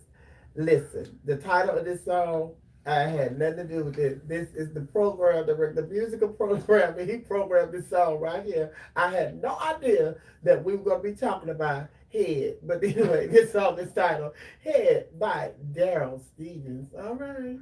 Daryl Stevens, North Art, Daryl Stevens. Uh-huh. Okay. I could do that song. No young brothers can come to the family gathering. But that's why I want to do this whole movement about older men and trying to find out. Let's talk about that next. I'm gonna run to the restroom. I'll be right back. Like You good? Get the break. Oh, baby. Oh, baby. Baby. Baby. No, let me come back. We're going to take a break. I know we got to take a break, but no, we're going to talk to the next break. I'll be right back. I'll leave this open a crack because I don't have my keys. My keys up. Would you hand me them? Oh, I didn't mean for you, Mr. No, King. I got you. Your keys. Thanks, sir.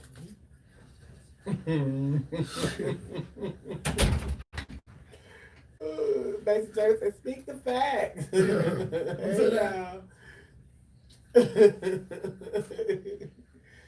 That's what they doing, JLP. They out there sucking dick and hiding.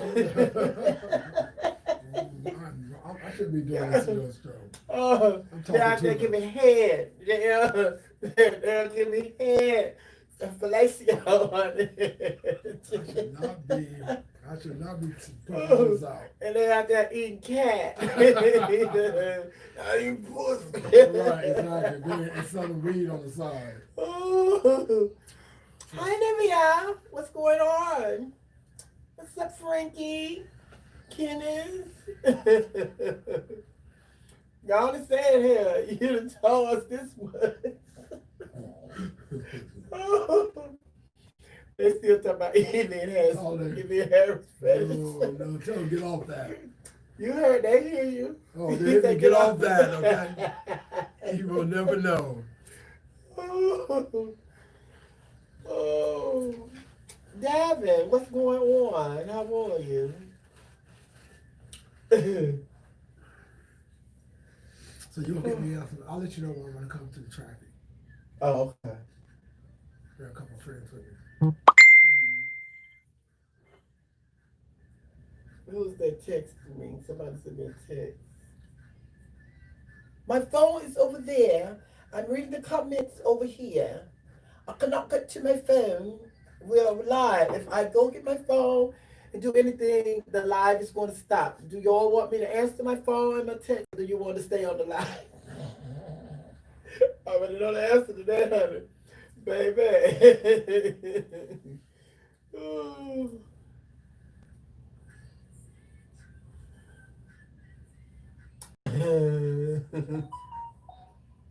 Hello, Craig. How are you?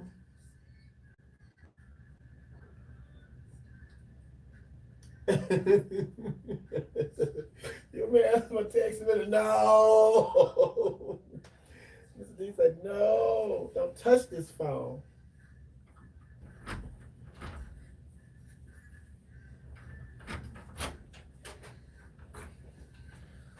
feel better now. Ooh, that crown smells good. I smell it as soon as I walk in here. You want some crown? No, ma'am. Ooh, this will be a different kind of show. You want some crown, baby? Crown of life. Oh, don't tab that, honey. Come on from over there. You know, I'm real skinny. Give me that bag over there, honey. So this good guy over around, honey. Pass me that. Yes, you about to tap some stuff up. Get your gas all around there.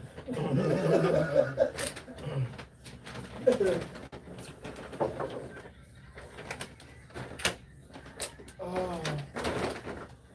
Just wanna praise you. Praise the name. Praise the name.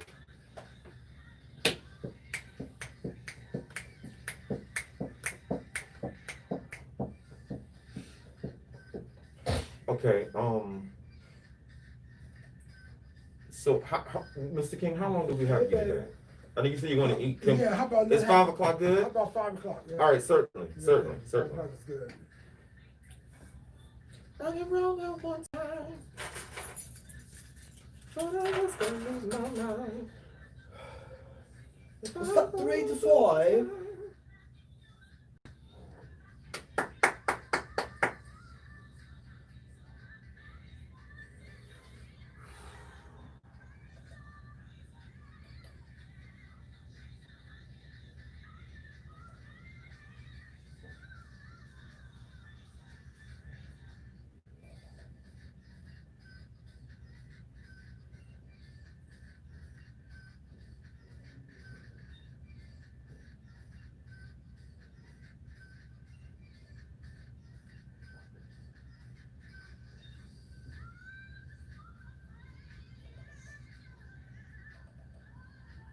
Perfect. 1 minute.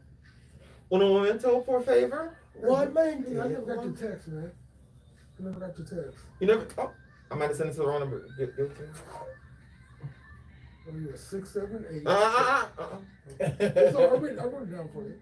I think tell me that again, baby.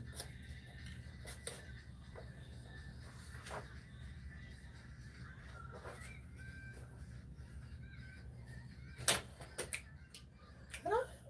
40 seconds. Give me a second. It's I gave you 40. Oh, thank you, Craig.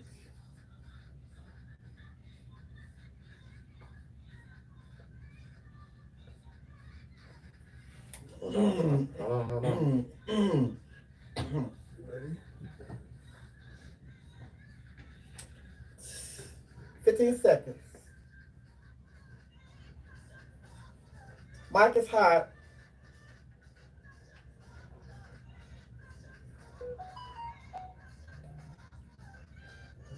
Welcome back to Club Chit Chat with your DJ, Miss Sophia, right here on WERUradio. WERUradio. We are the home of the urban sound of pride, baby. Yes, we are. I'm sitting here with my very special guest, the one and only J.L. King. He is an author. He is a publisher.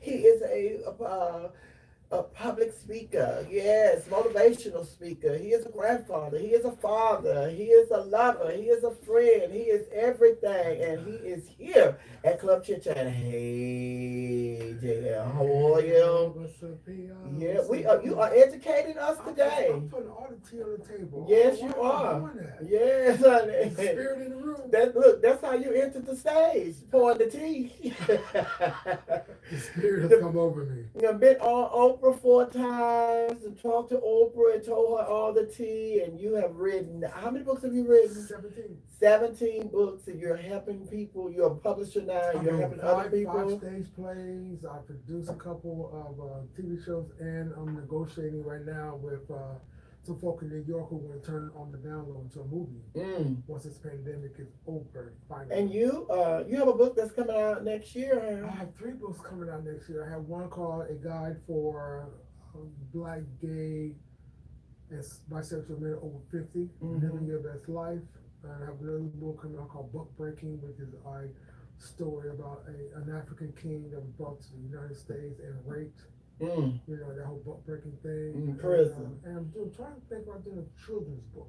Okay. You know what I'm saying? I'm a writer, so that's all Yes. I don't know how I stay in my lane. Right. I stay in my lane, Sophia. I don't know how to do too much. I don't cook.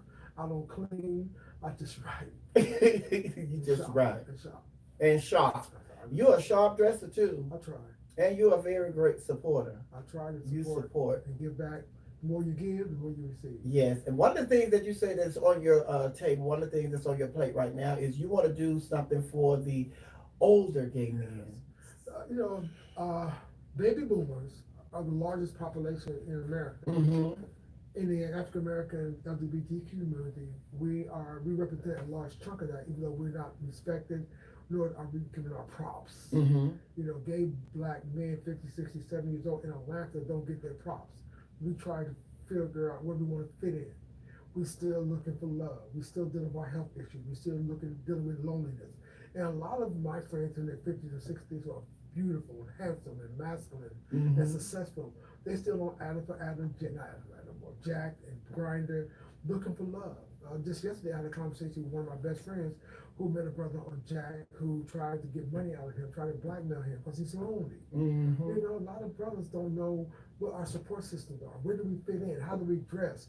How do we love again? How do we deal with all the sexual issues that we deal with? Because once you get to a certain age, sex is no longer a priority. You know, all we want to do is have somebody to love us and somebody to care for us. Not about getting in bed and bumping and grinding. You know what I'm saying? So I fit in that category. And I want to stand up and speak for older brothers, senior citizens, to have to stand up and say, use your wisdom, your life, and your experiences and represent.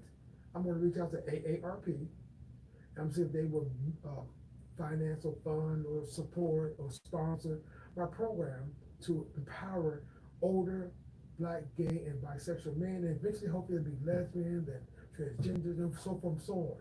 But right now, we'll start out with black, gay men, 50, 60, 70 years old, who need to know that you do not have to down your life because you don't know where to fit in. Right. And since you brought up the transgender community, we want to send a shout out to the transgender community because this week is Transgender Awareness Week.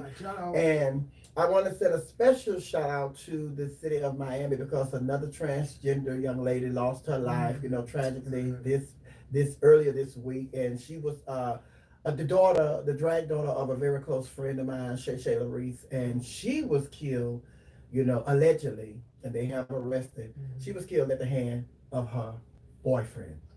Domestic violence. That crosses all behavior, sexuality. You know what I'm saying? Right. It really does, and we have to deal with that. So domestic violence in the LGBT community, as well as dealing with senior citizens, senior brothers, to make them feel good about who they are and not have to pay for sex or put their life at risk. There's been several brothers in Atlanta this past summer that was killed because they picked up trade. They brought trade to their house, and trade ended up killing them, taking their cars, stealing their money, and killing them. I have a lot of friends, like I said, who still on Grindr and Jack looking for companionship. You know what I'm saying? Looking for companionship. Why do you think that at an older age, a more mature age, seasoned age, I'm trying to be politically correct, men of a certain circle are still on those apps looking for that? Is it because there's no other social network that they feel comfortable with, or no, because of COVID, everybody's home. You know, they have clubs like Mix and Bulldogs and others where brothers go to and socialize, but those are more of a younger crowd. You got a few older guys sprinkled amongst those crowd, but they go there because they're lonely and they're hoping that they can get some attention. But a lot of guys, they pay for sex. I mean, you get on Craigslist and you get on, they will pay to have a massage, you know, and for a sexual experience. but why do you think that is? Because that's a and you hear that. You hear But that. I think part of it is because it's just like the norm to them. And it's just like they're in the habit of doing that. So, you know, bad habits are hard to break. If you're 65 years old, which is not old, and you are tired of sitting in the house by yourself and you have not had anybody, I was on a Facebook group the other day, and the question was, when was the last time you had sex? This dude was like 2015, 2014. What? If I go a week, I'm tripping. But see, and this is the thing, but you know, and we talked about this yesterday. It's just like when we have conversations with people outside of the gay community and they ask us these sexual questions, and then we be saying, you know, sex is such a small part of who we are and what we do. But then when we get into relationships, or we try to get into relationships, sex is like, you know, that's the top priority. I gotta have me somebody that I can have sex with. Got to, no matter how old, because of Viagra and other super stimulant pills. I mean, real talk. Hallelujah, hallelujah. And Viagra now cheaper than it used to be. You got genetic shit. A lot of guys who are in that age group where they no longer can maintain an erection or get an erection can pop a pill and get it on. So that also drives their need to have some type of physical connection. So it then makes me question, is Viagra? What is Viagra? It's just like with everything else on it. It looks like it's something good for us at the beginning, but it's like, if you go on and let the clock run out, you won't be out there trying to find nobody on Jack and all these sex websites, because the clock has ran out. But because Viagra was invented, and you got a new leash on life where you gonna kill yourself. What about just being lonely? What do you have somebody there for taking dinner? You know, that goes back to what you were saying about men of a certain age and the sexual behaviors, and that puts them in the same category, not to mask them together, but it makes them predatory. It makes people become predators upon them because of their need. And like you said, the gentleman who went out looking for a trade and got murdered and taken advantage of. So that is a definite need to address why it is that men of a certain age feel that this is their only avenue. And a lot of young guys are looking for daddy. They want a daddy. I want to have a daddy. You know how many times I get hit on a regular basis Well, about 4 since we've been on here. Will be my daddy. Because again, a lot of young gay guys don't have a role model to teach them how to be young brothers and take care of themselves. Instead, they're looking for a daddy. You know what I'm saying? A daddy. I got probably 5 right now who call me daddy on a regular basis. What you call them? And what you call it? See, Daddy, you keeping it going. What's up, son? So, are you in a relationship now? No, I'm not in a relationship. I got a lot of suitors and a lot of potential candidates, but I'm still very much. You're taking applications. I'm always taking applications. Don't look like you don't look like you're really ready to just settle down. Oh, I've been ready to settle down, Sophia, but every time I've settled down, it always ends up short-lived. The spirit say you lying because you're out here enjoying. People think I'm a player anyway. They think that I'm a player, but I'm not a player. I'm an old man who's just trying to figure it out. Yeah. Spend some time with me. Go to the museum, walk to the park. Oh, that's all you want. What is that? You just said you have to have sex every week. You said I gotta have. If I go a week without sex, I'm going crazy. Well. So what is it? 75% of companionship. So what's on the application to date JLK? Consistency, communication, open-minded, loving, and supportive. What is loving? Loving. Everybody wants a hug at night. Everybody wants to cuddle with somebody on a cold winter, fall, evening. Where's the? But you ain't say nothing about. You're You ain't absolutely say nothing right. about sex. What is sex? You ain't Sex say can nothing be, about. sex can be sex to be mine, sex can be bumper grind, sex can be other things that you. Oh, okay. Shut up. You will not take me. Okay. Give me a drink. So that's all you want. That's all you want. I know a lot of people. Matter of fact, what my phone? Let me get my phone. Let me call. Let me But they gotta be young. They gotta be young. They No, gotta be young. I said this is gonna be good people. What's the age? What's the age? 25 to 40. What the time? So you're not. He's not I ain't taking listening them to you. home. Don't be in Atlanta. Oh, yeah. I ain't taking them home. COVID says ain't nobody coming home with you. Amen. But since COVID, you brought up COVID and stuff. But what I want to ask you before you get out of here is, we are now getting ready to have the very first African American female woman of color vice president. And we had our first president who came from Chicago, which you lived in for a long time. First African American president.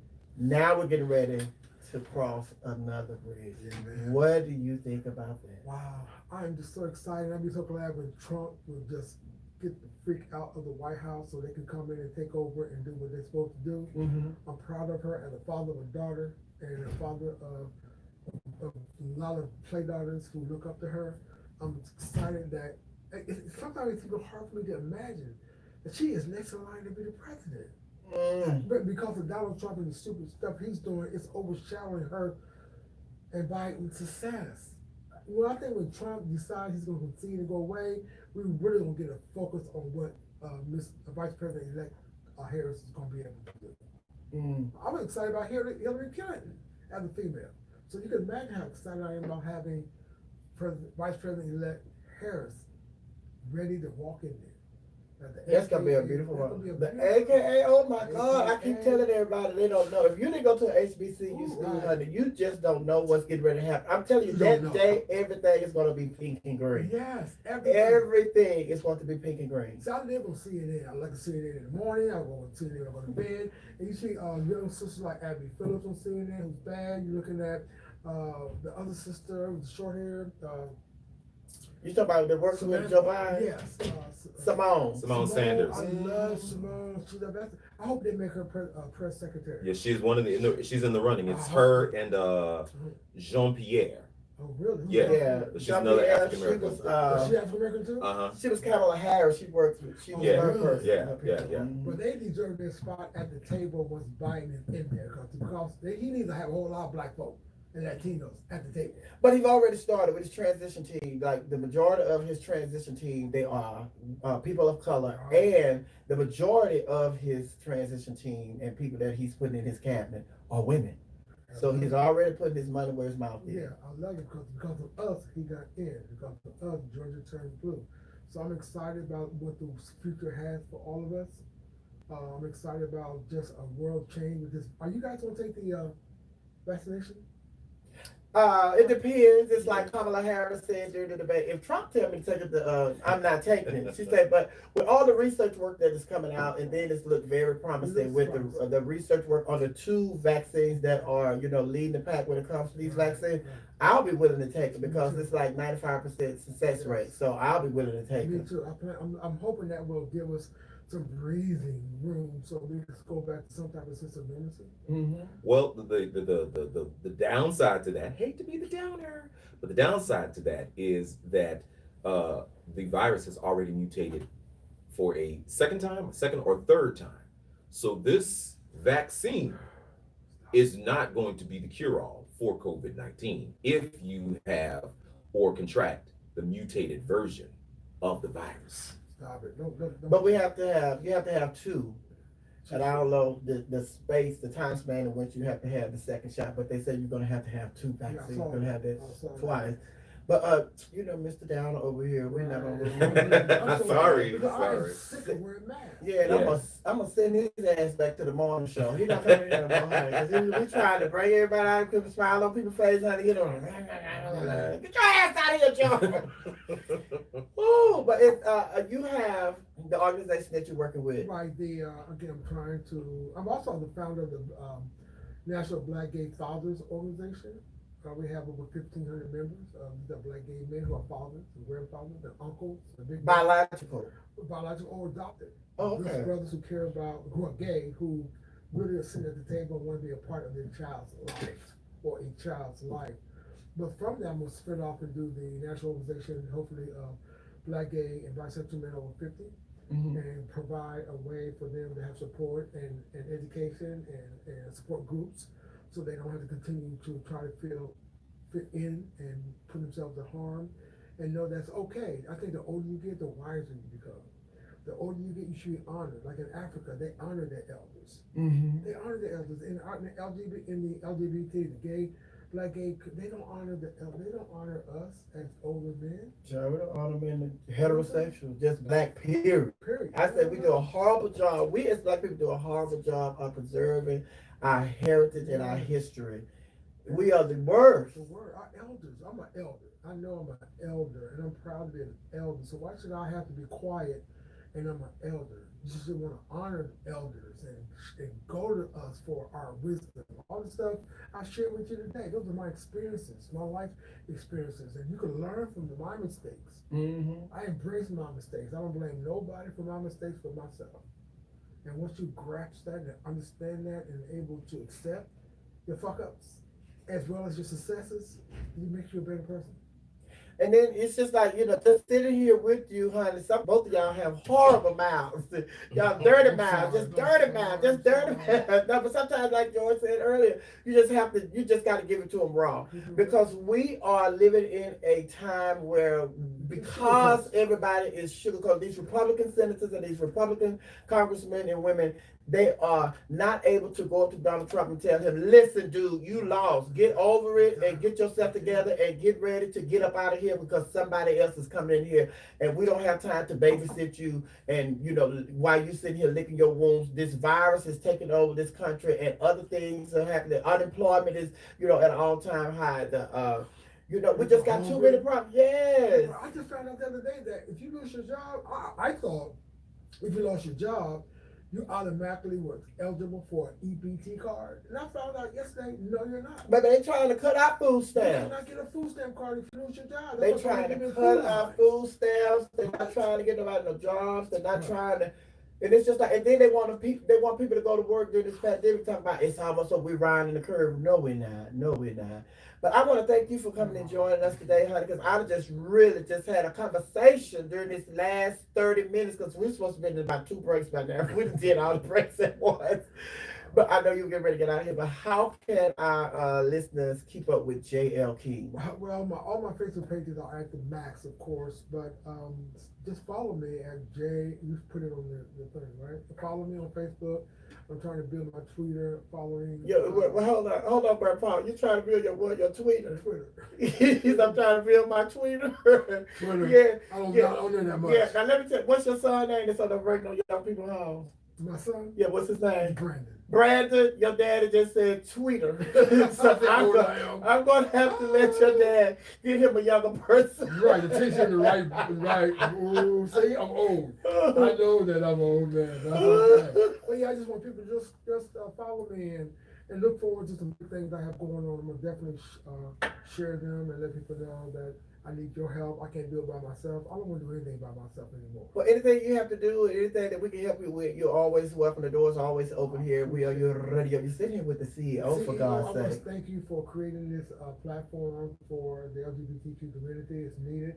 And I'm going to promote it, and hopefully I'll come back one day again to just share some more good stuff. And I do apologize because I told him, I said, when each time he went to the Oprah show, she said a limo to pick him up. Why don't we have car service? I'm on Marta. I'm on Marta. I got on the Marta train. I live in Buckhead. You know what? Give me Oprah's number, and we can have that conversation. I'll one stop away on Marta to Lindbergh train station. And since you brought up Oprah, I'm going to say this and I'm going to let you get out of here. But since you brought up Oprah, I watched the interview with Oprah and Barack Obama. And you saw the interview too, didn't you? Man. Can I tell you what she has done to the interview game when it comes to a virtual interview? It is insane. She has made the game that much harder. She is at her house. Barack is somewhere else. And she has put Barack virtually in her house, and it looked like they are sitting across from each other in the same. Yeah, you have to see it. It's beyond believable. I'm like, I quit. But I quit. I mean, she raised the bar so high. Right, exactly. And the interview is so good. Oh, I'm going to go and watch the I interview gotta buy his again. book. His new book is out now. Yes. Yes, it came out on the 17th. Right, I wanna get the book. A Promised Land. Yeah. And he talked about the title and all of that. He just goes into so many details about the book and what's going on in the book. And I have to go out and get the book because I have to read the book over the weekend. Yeah. Because of that interview, go and check out the interview with Oprah and Barack. It's on Apple TV. It's on Apple TV. But JLK, thank you for stopping through. I love you and thanks for being a friend. Although you are all these different hats that you wear, each and every time I see you, you're always the same person. And I am so glad that knowing by you telling your story and how people have treated you and how people continue to treat you, you are still living your truth and you are in a happy space now. And you're still willing to help people who turn their backs on you when you announce who you were and your true story. LGBTQ, could the party words? No, just thank you again for this opportunity to just share my truth, and hopefully somebody will pick up something from it. If they want to get in contact with me because they're dealing with issues, have them contact you, then you'll contact me. Now, before you get out of here, this is the last thing, and I bet you can't do it. Tell them the titles of all of your books. No, I cannot. Oh, you know, Just on the Google download, Amazon will get on the download, on the download too. Too many. Cooking with JL Cooking, King. right. Picking up trade with JL King. Holiday with JL. Reaching out to my old trade. No. How not to follow it up now. Right. But I love you. God bless Thank you. you. Thank you And so thanks much. for stopping by. I'm Happy Miss holiday. Sophia. Happy holiday to you as well. Happy holiday to you, CEO. You gonna be by yourself. You say happy holiday to you, CEO. Happy holidays. Merry Thanksgiving. All that. Yeah, we already playing Christmas music, honey. Merry Christmas, JL Bye-bye. I'm the girl, Miss Sophia, holding down right here. We are your radio. We are your radio. We are the home of the urban sound of pride. From the Big Apple to the Big Easy. Let's see if I can get your text message. I have the link. This is the link in my platforms. Thank you, Oh, Jill. anytime. You're awesome. Thank you. Thank you. So we're gonna do an interview. Yeah, that was amazing. I didn't pull any questions. I didn't have any questions written down. That's how you do it. Yeah. That's how a professional does it. You have to know your guests. Once you know your guests, you don't have to write no questions No, down. no, I just let it flow. I keep it real. I ain't making up nothing. You know what I'm saying? Hello. And we didn't get into all that old stuff that you done talked about a million times. No, We just hit on it and moved on. We wanted some new stuff. New stuff. Where's this JL King and now? In his mind? And you got it all today. You got it. Yes, honey. All y'all out there sucking dick. Baby. Baby. Eating pussy. Right. Baby, somebody He's not talking to y'all. look, somebody was in their car. Oh, Right. You're gonna ran off the road. They're gonna report y'all to the FCC. oh, honey, we don't have FCC. don't Don't have run those this. rules, She don't run this over She don't here. run this. She don't run this. That's why we wasn't like they do with them. Oh, woo, go to break, go to break. Because I get the cuss and I forget it. Uh-huh. You know Oh, what I'm come on, we have to get a picture. Yes, sir, saying? please. Yeah. Please. I need a picture. Come on, let me get you on. You enjoy this food. Share, baby. Oh, you just lit up the space. They just you getting them a good angle right now, Mr. King. I don't know if you know right now. Someone said, hey, They just get the download. jacket. They trying to hear you. Hey, look, see people like downloads. People listening, they're like, I gotta download the app. Okay. They listened to it. They heard this show. Okay, what you gonna do? Oh, come over here. And go take a picture, and then we're going to take a picture after I take yours a picture. All right, let's do this right here. Is this better? No, put it on the other side. All right.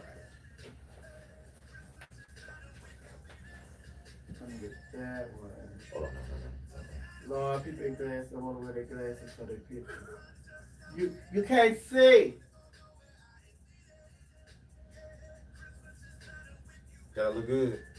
You tell me. You know I practice her face in the mirror. I know I look good. Don't worry about it. I practice my face. So don't worry. Yeah, And we're gonna cut that off right there. just text it to me so I can.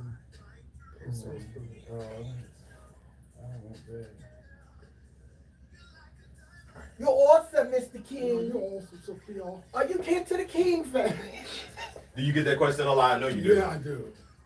He's like, somewhere, I'm sure. Here we go. 1, 2, 3. Make sure you get the Sasha. I'll let you know when I want to go. Sasha. Okay? Great. And you by yourself, Mr. King. Bill, about You the look good in front of that table. sign. Yeah, get the table. We got the table. We got you. All right, and here we go. And one more. Thank you, sir. And we'll get those to you, Yeah, Mr. please do, King. please do. Let me walk you to the elevator. Okay, I'll text you my boy's information. Let me get you over here one more time, because George be playing. I be telling him. What are you talking about? I be wanting you to zoom in. What? You can edit it later. Now look at you. Yeah, I want you to zoom in. If you want to be the photographer, you should have been. See how that looks? What, you Get the better? close up. It's better. Mine was alright too. Wasn't bad. Thank you. Thank you. You're so awesome. No, you're Yes, awesome. yes, yes. This is a And privilege. the person that you're talking about, Jeremy.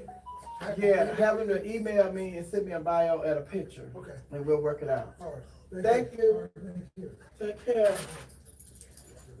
No, that's what.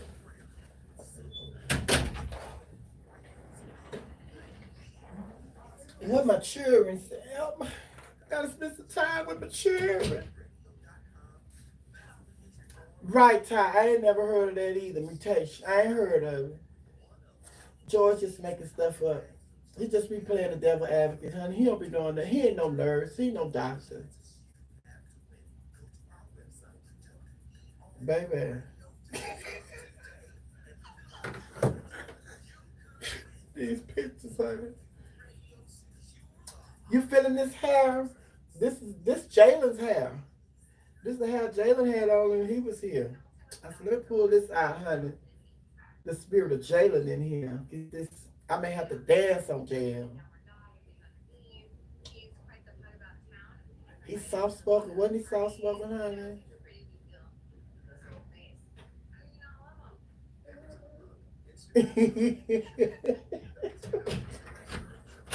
Yeah. They cutting up. Yeah, somebody. He look like the Kings I know in Louisiana.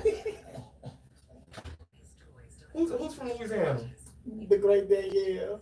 Did we talk about that already, Danielle? Mm. Hey y'all, we gonna auction his glass off. Who wanna? You put that back on mute. No, it goes on mute by itself because really? it's hooked onto the board. Oh, okay. Oh, baby. Baby. It's 5 o'clock hour. I ain't do nothing at 4 o'clock hour. Y'all talk. I know. He said he's leaving at 5, so I had to get it all in. I said the supervisor right here, he see what we doing. He cool. Supervisor don't. And we did. Let's make sure we have that. What? I'll type this out and print it out, a script for the talent so they can say, hey, I'm so.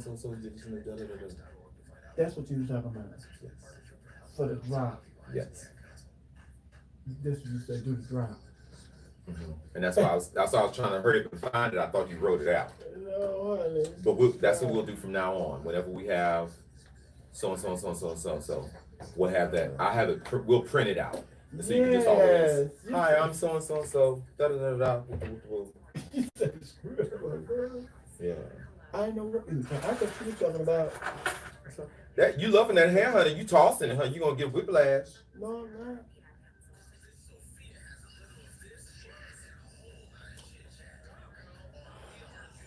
All right. So that was a great show. You like that? Did y'all like the show?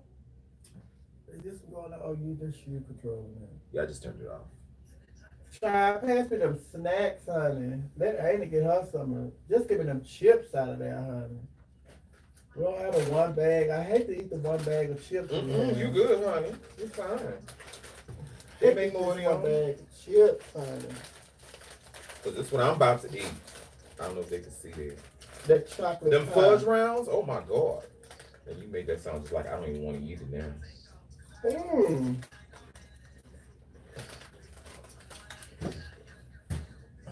No one can eat just one. I've already eaten two. I like to let me fold over, baby. I make you think you get more chip.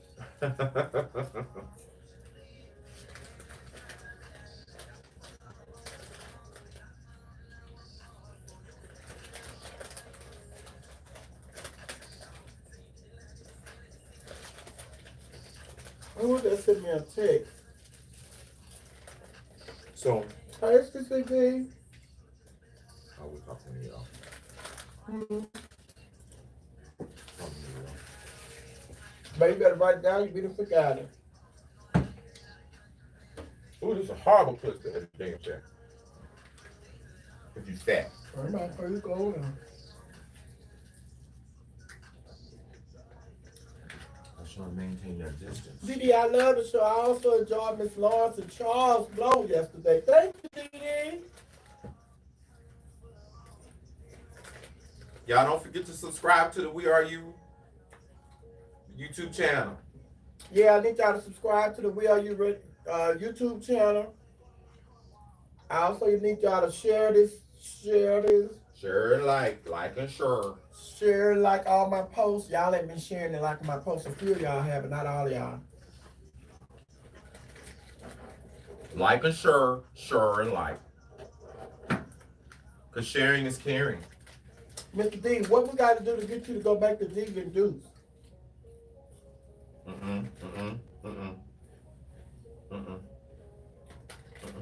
Cash got me $500. But they ain't had no money to pay me no more. No, you can't say that, Miss Sophia. Ladies and gentlemen, the views and opinions of the announcers. I already told her. Love you too, Michelle Coleman. They're restructuring right now. They ain't restructuring. They ain't got no money. Pay me. And once they restructure, they'll be able to accommodate Miss Sophia's talent fee. I'm furloughed from Divas and Dudes. You're so mean.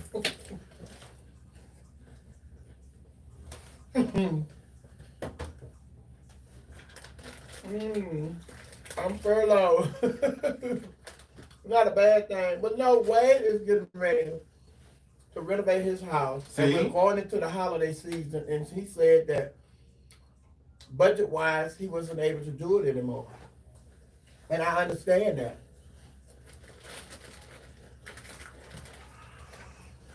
So if you want me to go there Sunday, cash up me $500, I'll be there.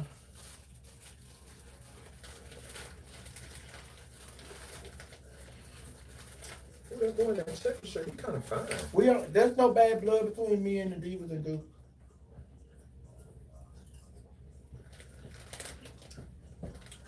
We just know we separate business from friendship.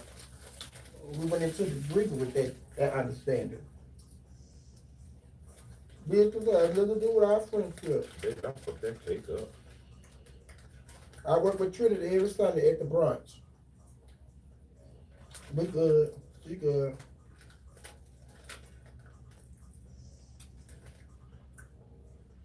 What brunch is that, Miss Sophia?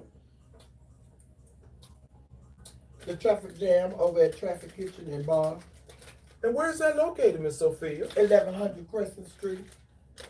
And what time does the brunch happen? And what happens at the brunch? Doors open at 11, at 1, and the show starts at 2. Well, who's in the show? Me, Stasha, Raquel, Naisha, Nicole, and Trinity. You mean the Naisha? The Naisha that somebody's in love with mine taking on the date. Yes! But I wish he would have talked about that on the radio. You said you wish she wouldn't? You wish she wouldn't?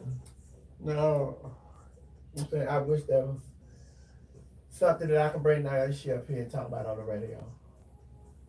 Why you can bring her to talk about anything? She's Naisha Dupree.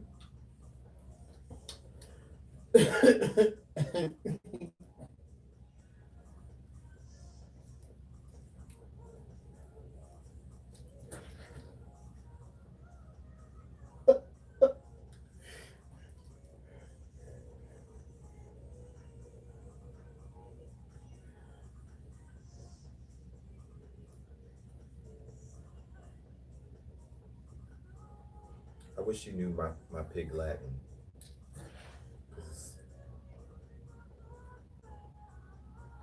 That would have been one. Because that is something that we discuss. And you know how we say, just like, it's hard times. And then we limit our options because we feel like that'll never happen. Oh. Because Yeah. And then it goes to on so many, and then like we're only steps away from what it is that we really want or desire, and just step out on faith. And then it was just like. And you taught me something, and that I want to tell you that stuck with me to this day. Don't give a no to somebody before somebody else giving a no. And then it's just like that caused her not to even get the invitation. And it's just like with what I say about my kids and stuff. Like, a lot of things you're not going to get, and people are going to cheat you out of because who you might be. Or miss your opportunities because. But then, and that was another thing that I wanted to say when he said that. Just unplug them two things or something. When he said, no, not that. No. That's enough. Just unplug them too. Because when he said, it's just like, when you asked the question, when Cleopa said the question, and when we was at the restaurant last week. Some people are like, you broke up my marriage, and you broke up my home, and you broke up my marriage. But it's like, really, no. Because what George and I have, can't nobody come between it but me and George.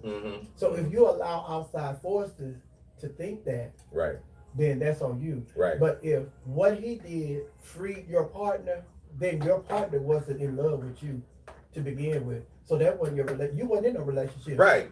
Because they didn't want to be with you to begin with. Yeah. That so you was just y'all just pretended. Or they were pretending. Right. In the meanwhile. But last like, baby, listen, this man to free me. Baby, I don't like you like that. Huh? I'm out of here. I'm gonna go find real love. I've been sitting here playing house with you. Like you said, playing house. But baby, he had said you know too, and this would have been a good question, but I don't think necessarily for him. The reverse of that is, let's say you realize that you are bisexual. You're not really gay, but you're bisexual, and you find this out and you're in a relationship. How then do you say, but I still want to be with you? I have this feeling, I do like guys, but I'm choosing to be in this relationship with you, because you can be bisexual and choose to be in a relationship. But it goes back to what I said. It's not you can't make the decision for both of y'all. Right. This is your life. You are bisexual. Because you're bisexual don't mean I'm bisexual. So if that's your life and you want me to be a part of it, then I'm gonna have to be bisexual, now that was my question. My question is, just because I'm saying I'm bisexual doesn't mean I want to have another partner in our relationship.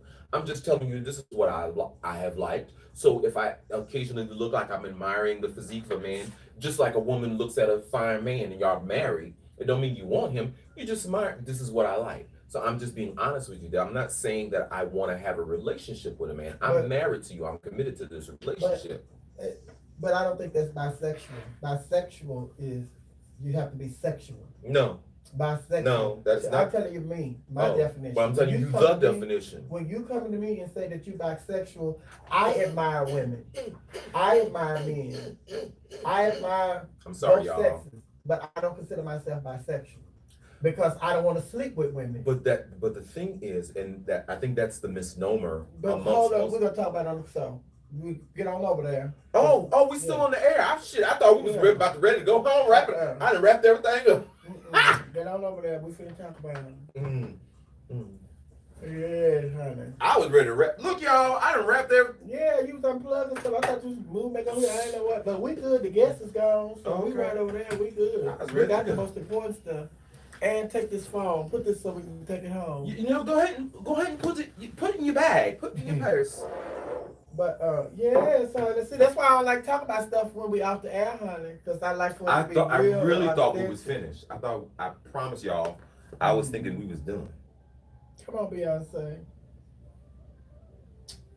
But yes, honey. He was so good. He was so You know what I like about him the most soft spoken. is that he's so smooth. And it just wasn't. It's just like So I'm just here. that's how you get them young boys. Huh? He like them young boys be liking that. Yeah. But see, yes, So that. smooth, yeah. And look, this is what I want. Let me tell y'all something. I put this over here. And she ain't bit more charging because it ain't plugged up. You didn't plug it? Why No. didn't you plug it up? Because I was trying to hurry up. Plug it up. I be wanting to start it before the guests get in here. I be wanting to see them, capture them walking through the door. Did you turn it off? Let me see. This cheat says I'm sitting in town.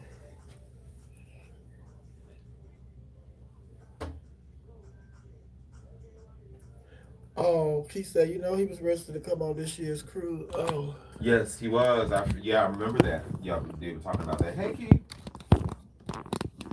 Oh, I got to twirl y'all, honey. You gonna make them busy. Okay. Mr. George, y'all see Mr. George. Mr. George. Oh, baby, but that's optic. Turn it straight. You gonna make the people get seizures. You still not straight. Which we know you're not, but I'm still. not gonna be straight ever. Turn it just a little bit to the what? left. Down. Just a little bit. Right there. That side crooked. It ain't got nothing to do with my phone. Hey, Mr. Lindsay.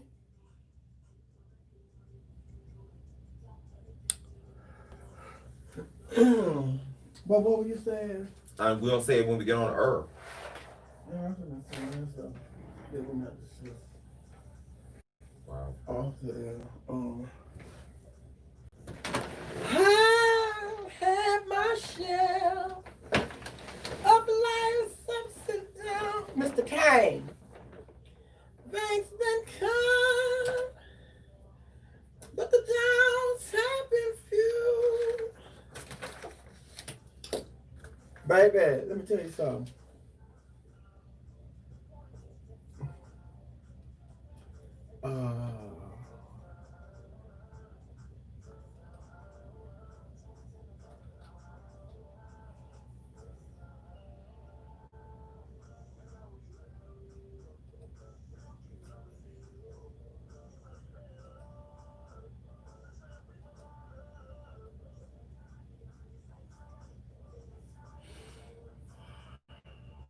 Thank you. You're so helpful. I appreciate you. I really wish you could be in here every day. Be my intern. You talking? Oh, I thought you was talking reading something off the thing. My videographer, my intern. I wish you could just be here. You know what? I wish I could afford to hire some because I enjoy this part of it. I enjoy the create because there's so much more I could do with these videos, but I don't have time. But I would enjoy just doing this. Hey, if anybody knows of an intern program at a school that teaches social media marketing and has a broadcast and media course, send us some information on that because we are looking to be a part of an intern program. So if you know anyone or know of a school or know of a student, pass that information along because we are actively looking, especially if they're an ally or a part of the LGBTQ community. Look at that free commercial I got. Shando Kielbasa.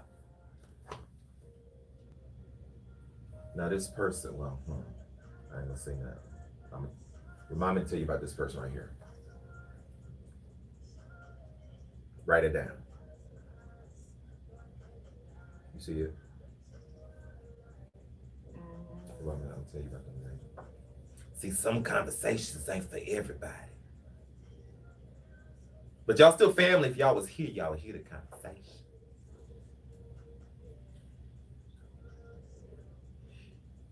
I really thought it was 6 o'clock. Respectful guy. That's how I do, honey. I'm so smooth with what I do, hyenas. Tell you know, time just flies, and everybody thinking it's later than it really is. No, baby, I'm just smooth with it. You know what I'm saying, Mr. George? Mm-hmm.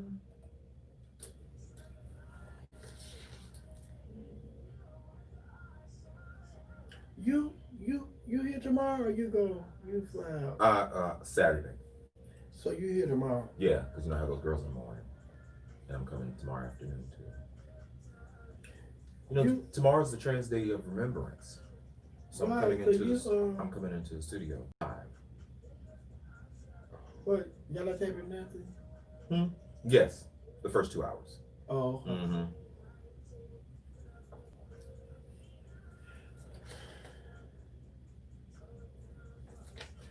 Oh, we coming up. 1 minute. I didn't put my headphones. I didn't put the headphones up. Jail's gone. When I tell you I wrapped up. Yes, you did. Baby, that baby was ready to get out of here. What? You had wrapped up like you was riding with JL. Hold on, don't leave me, JL. Oh. Where you got these little baby headphones from? IKEA.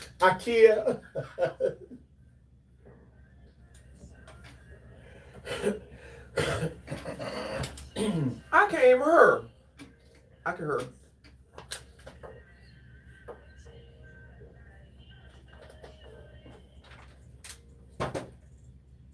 Welcome back to Club Chit Chat with your DJ Miss Sophia right here on WERUradio. WERUradio.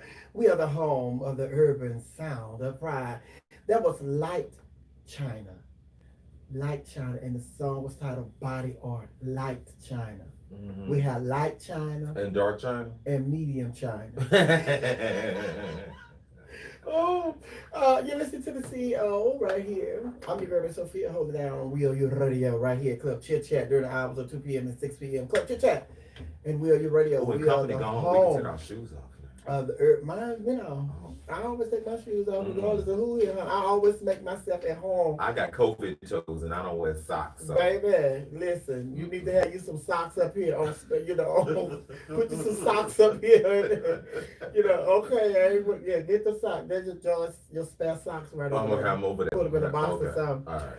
But JL King, he was awesome. Amazing. I enjoyed it. Really good. Because the thing about it is, I didn't want to talk about just him being on the down low and the book on the down low and da-da-da. I just wanted, it's just like, yeah, we know that. Where are you now? Right. So that was the focus that I wanted that to interview to be, and to be in the present, talk about what's going on in the world right now and with his kids and all the stuff that he had to endure when he made that announcement to the world. But then you and I were in the studio talking after he left, and you were talking about this whole down low thing. Not down low, but yeah. It's bisexual. It's funny that the conversation then, and what was that, 1990 something or other, is still so relevant and prevalent in the community now. Now, right. And we were talking off the air, and we were talking about bisexuality. And my question was, I said, what happens when a man goes into his truth and he goes to his wife or partner at the time and says, look, I realized that I am bisexual. I'm not saying that I want another sexual partner, but in my past, I am sexually attracted to men. So if you see, just like a woman who is married, don't act like y'all don't. They look at attractive men, ooh, he's fine. But that doesn't mean you want to sleep with him. Or you may even say, she got a nice shape, she got a nice figure. That doesn't mean you want to sleep with him. So even if the man is bisexual, if he has chosen to be in a relationship, now this is considering a person who is monogamous, because people can be bisexual and be monogamous in that relationship, just like a person can be versatile in sexually, but can be top or bottom in a relationship and not necessarily have to do either the other.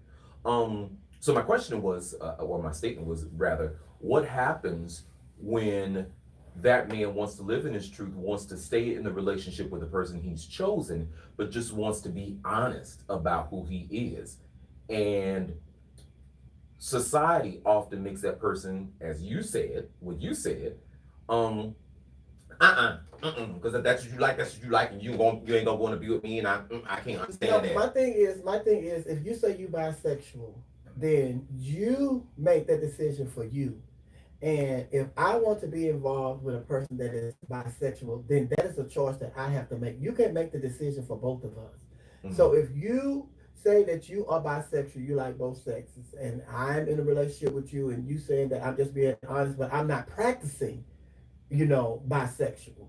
I'm in a relationship with you, but I am bisexual. I like both sexes. So there's still a conversation that, and that's something that I have to answer for myself. And if you are not practicing bisexual, will you come to me and let me know? Well, I told you, 3 years ago that I'm bisexual, and now I want to be in a bisexual relationship. I want to start having sex with the opposite sex.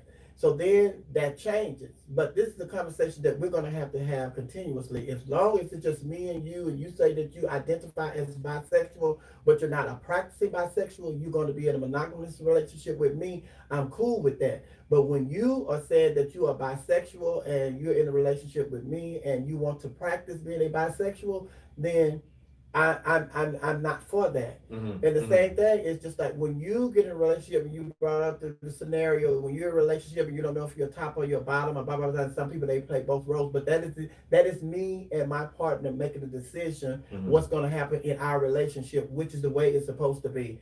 I don't have to go outside of my relationship. My man want me to do this, and what do you think? No, this is something that you and we are discussing, which is the same thing that I'm asking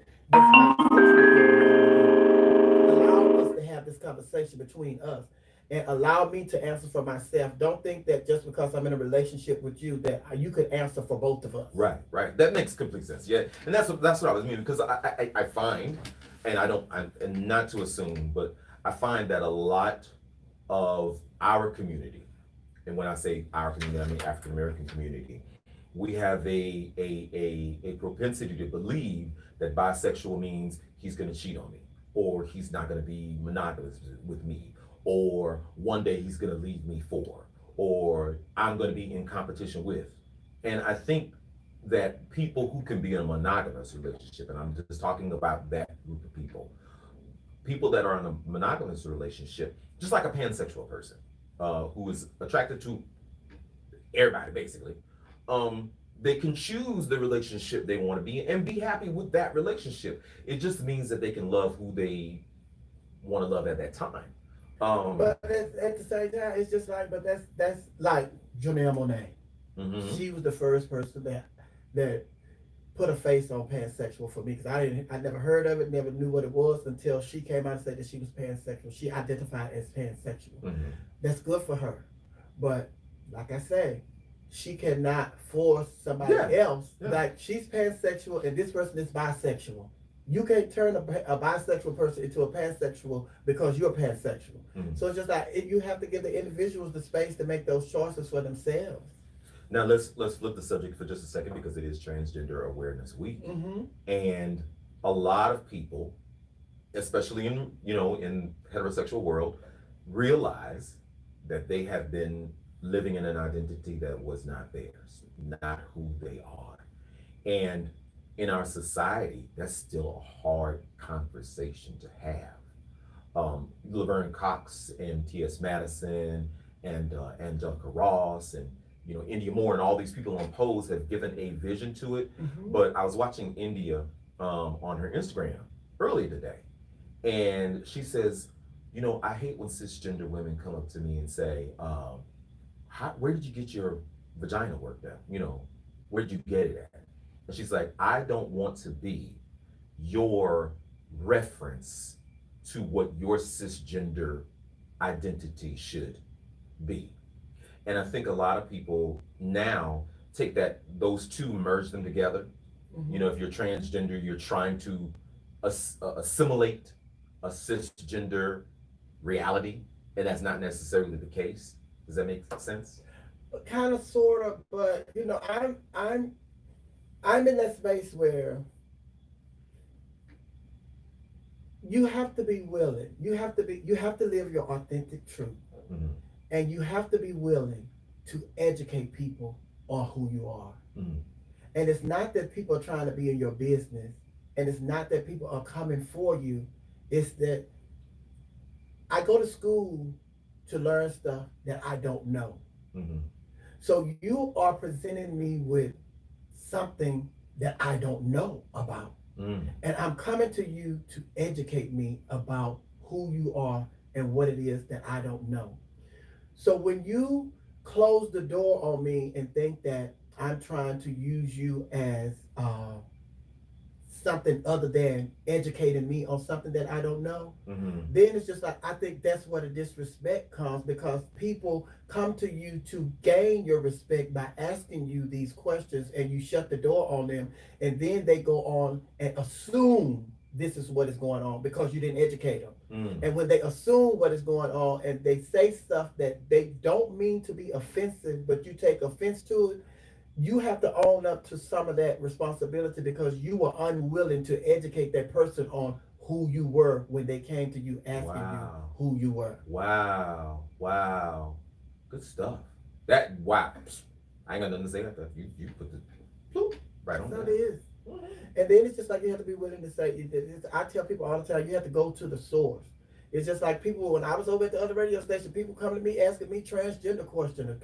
Coming and asking me, I said, I'm not transgender. I don't live that life. I said, I don't know what it is to be transgender. I said, this is a job for me. I do this for comedy.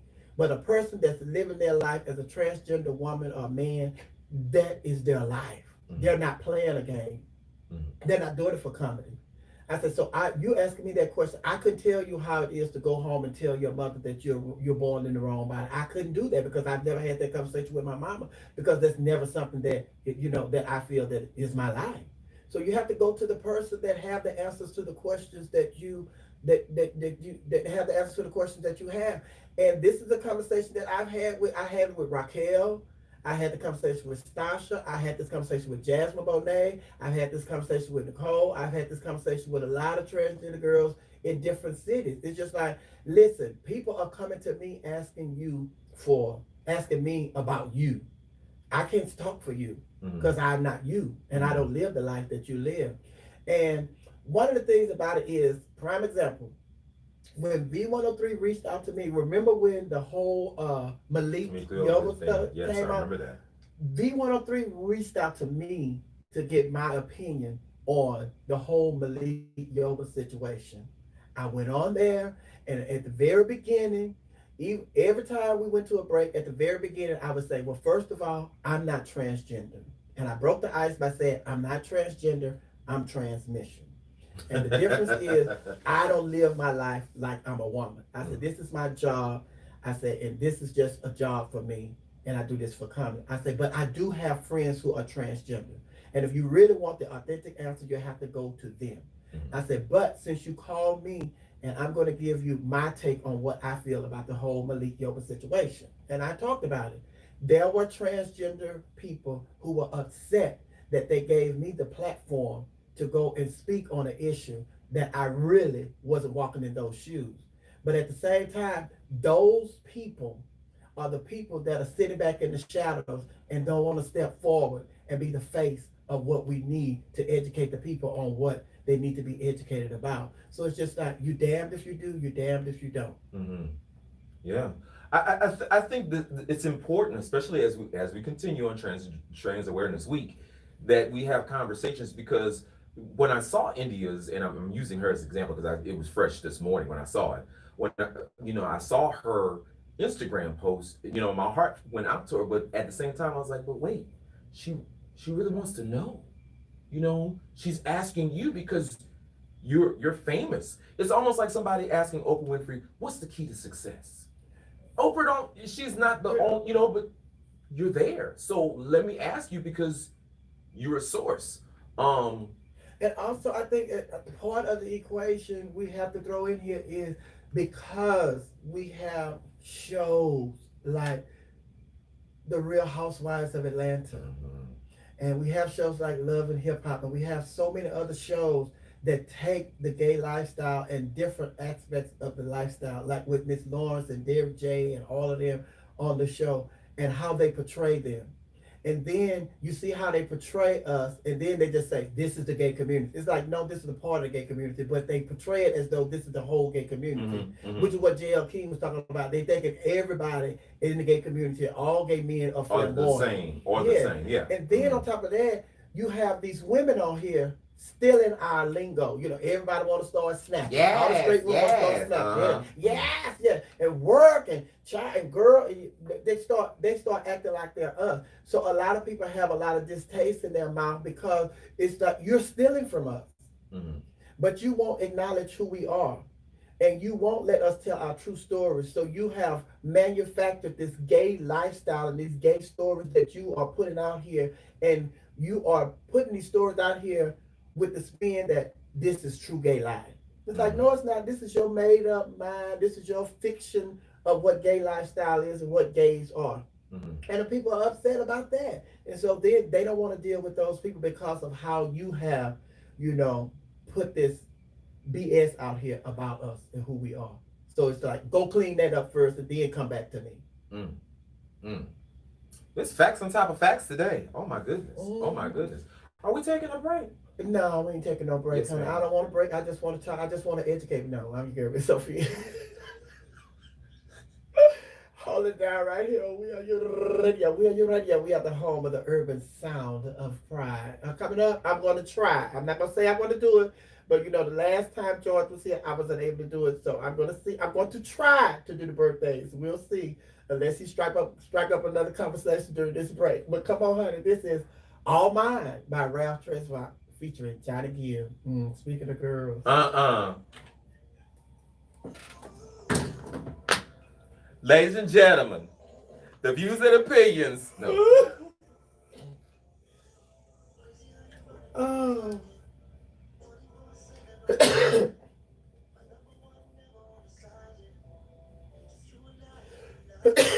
Who is that?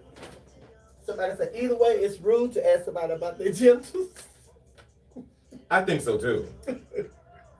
But I think they were at I didn't give the backstory. The backstory was turn this down. They were getting waxed. So your vajayjay is kind of out there. So it's kind of like the conversation, like, oh, I like that color nail polish you have because y'all getting y'all feet done. Which is what we. No matter what you see, don't say nothing. Right. Growing up, that's what. No matter what goes on in this house, don't you take it outside this house. Baby, that was rule number one. Yep. In Black world, y'all knew that. If you better not take it outside. And don't have nobody in my house when I'm not here. And don't go in my bedroom. And then it's just like a lot of the transgender girls upset with T.S. Madison's walk because, like with J.L. King with the Diallo brothers, they felt like J.L. King exposed a lot of their secrets. With T.S. Madison, she don't live her life like she's not out here trying to be Laverne Cox. She's not trying to be. She don't mind having a conversation about her genitals and her her organs and everything. And then it's just like some people just like, oh my God, that's the first thing they want to talk about. They don't want to talk about that. But she don't have that problem. But they get upset with her. Because she don't walk in. Because her walk in the shoes that they want her to walk in. Nobody's walk is the same. That's like assuming that every Black person is the same just because they Black. We all eat watermelon and fried chicken. We all like collard greens. And we're not all the same. We all eat chitlins. We're not all the same. Yeah, but then you can be getting upset with somebody else because they're not walking the walk that you want them to walk. And they don't. And I think that's another thing, especially in our community, but in the Black community, because I have to make it a Black thing. But in the Black gay community, especially, we all have a problem. I just ate something with dairy in it, so my ears are itching. I'm allergic to dairy. No, you're not allergic to it. Because I'm allergic to shellfish. You don't see me up here trying to eat no But I'm not. I don't break out, but it makes if you see me, every time I eat some dairy, my ear starts itching. But anyway. So what was I saying? I think that we try to assimilate all of the gay community as one thing.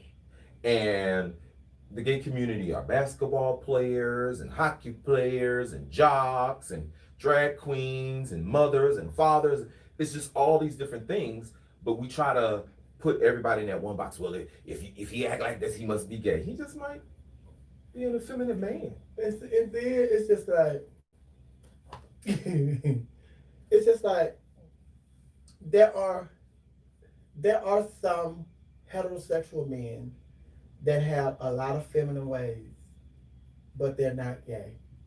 Mm-hmm. They're not bisexual. Mm-hmm. I have just had to accept that realization. Mm-hmm. But usually those men are Caucasians. A lot of Caucasian men. No, we're not going to do that. Yeah. We're not going to do that. Yeah. No, we're not Majority, going to do that. I said the majority of not No, all. we're not going to do that. We're not You what? you can't marginalize a whole community and say it's usually that community. No. No, I'm saying the majority. I'm saying they're all over because I know some black ones too. I know some Hispanic ones. I know some. I know them from all different races, but the majority, the percentage is very high when it comes to the white men. Because I know a lot of white men. The correct statement is, in my experience. In my experience, I have seen a large percentage of white men with gay mannerisms. They're better. Because I'm telling you, it's just like it really runs rapid on the white college campuses. And what is that? Huh? What is that? The white guys that have a lot of gay. Well, you know what? Let's talk about it since we're marginalizing. Yes. I think a lot of times the boxes that are put on sexuality in the black community aren't the same boxes that are put on white communities when it comes to sexuality or being free in your sexual expression. But in the black community, we don't even talk about sex until we find out that they having sex. We don't talk about birth control. We don't talk about STDs until we know they about to get into a situation or already have been in a situation. That is not the conversation. We're talking about mannerisms. Okay, but let me talk about it. But that's all encompasses. Sexual behavior and sexual mannerisms and identity are all kind of together. And so when in black society, black men especially are told you got to act, stop, don't you cry when you fall down. Be a man. What you do not cry about? I'll punch you in the face, get something to cry about. So we are told that we have to be overly masculine, show a lack of emotion, a lack of feminine qualities. Whereas in white society, Johnny, tell me how you're feeling. Are you okay? Why are you mad at me, Johnny? They are allowed to express themselves. Am I telling the truth? They're allowed to express themselves. So that expression carries over. Whereas in our society, it's a dichotomy. Why are you looking at me like that, in that tone? Because you're saying that because they are allowed to express themselves, they have conversations with their parents. That's the reason that they display their feminine free. ways. Exactly. Whereas if that same little boy or same girl displayed those mannerisms in the community, they beat that out of them. Well, hold on. So this goes back. This takes me back to my original statement. Well, if that is the case, then what I said originally still stands because you just said that they're able to express those mannerisms because they talk about it and they communicate about it. So I see it. And it's more of them expressing that I see when it comes to the white people. And it's because they talk about it and they're taught to freely express themselves. And that's all I'm saying. I see you expressing yourself. And more of the white guys express their gay mannerisms than the black guys, than the Asian guys, than the Puerto Rican guys. I see it a lot. And then it's just like at football games, at the frat parties, at the games, you see even the games, they all hugged up and everything and doing all that. And then it's just a whole lot of stuff that they do. Even when I'm in that prison, when I'm on the white campuses and stuff, I see that. You know, and I'm like, but again, it goes back to my earlier conversation. Are those things that we've been taught to equate as feminine, or are they actually I feminine? look at it no different as when I was small. But And that then, was like 10,000 years ago. Yeah, 10,000 years ago when I was small, and people would look at me 10,000 years ago and say, Junior gonna be a sissy. But hold up, Junior, and I'm not the only one 10,000 years ago that heard that. You know, so, and to this day, I can look at little kids. I don't say it, but I said, But that's then, that's what the problem is in America, especially. We are so overly sexualized. But hold on, No. Because why? Because when they said that when I was young, they were right. But that doesn't. But were they right because they spoke? Were they right because they spoke it, or were they right because it happened? They were right because I was gay. Okay, but I think again, what happens is we attribute certain mannerisms to how somebody their sexual identity. That's the same as saying if a little girl puts on a pantsuit, she's gonna be a boy. 9 times out of 10 she is, but then we don't talk No, about we it. can't say that. Yeah, because all these women. Oh, great. We're gonna talk about it. Come on. Oh my God. Let me put on my cross. My what's his name yesterday? My God.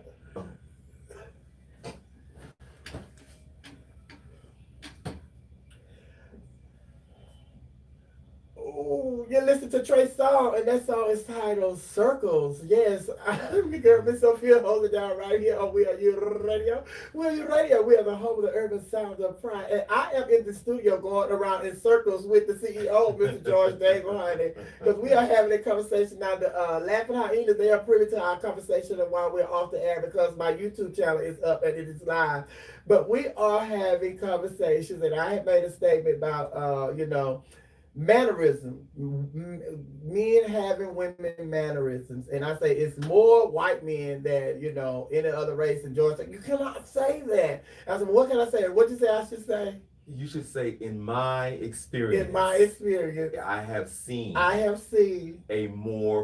larger proportion of white men display feminine. Now qualities. explain what you explained to me off air. You know what? Let me do the short explanation. No, don't be short. Well, you can bring me back to where I was because you know who I am. I was on the tangent. But anyway, I think, especially in our culture, Western culture, there is so much attention on binary functions. What's essentially female, what's essentially masculine, what's denoted as feminine, what's denoted as masculine. And I think a lot of times, like you were using the example that if a little boy is a little more quote unquote effeminate, again, who says, he might be a little softer in his ways, let's just say that, and he's not as rough and tumble. People equate that to him being feminine. He just might not be one that wants to be dirty and roll around the ground and get punched in the face like the other boys. I like all 32 of my teeth, so I'm not going to get punched in the face. But in our society, we are so quick to put people in boxes, whereas that guy may be the star athlete on the football team and have 22 girlfriends and be as straight as an arrow later on. But because in our society, we want to hurry up and put people in a box and make these assumptions and give them pink is for girls and blue is for boys and trucks are for boys and dolls are for girls and all of these boxes that on top of boxes, then when we see someone who's freely expressing themselves, who may be straight, just maybe a little more, what was the word that they used? Metrosexual? Maybe a little more in touch with their feminine side. They grew up in a single mother home. They had aunts that raised them or grandmothers that raised them. So, and they may have a girlfriend. But the example that I used was myself. And I said, growing up, I could hear people saying, when they saw me, and they would say, Junior gonna be a sissy. And I said, they turned out to be right. So you was like, well, were they right because they said it, or were they right because you were? Here's the thing. That goes back to that box that they wanted to put Junior in. Now Junior couldn't wait. Hold on, because there's some validity to this argument. Thank you very much. But I'm sure. What? Okay, shoot me, please. No, go ahead. The box immediately comes in because Junior's just a little bit softer. We assume that Junior. I remember growing up, although it was true. Oh, you're gonna be a hairstylist because they just assumed that every gay man when he grew up was gonna do hair. And that thing, even though you hear it, I fought along the whole way to fit in other areas because I'm not going to fall in that box that you try to put me in. I could be whoever I want to be.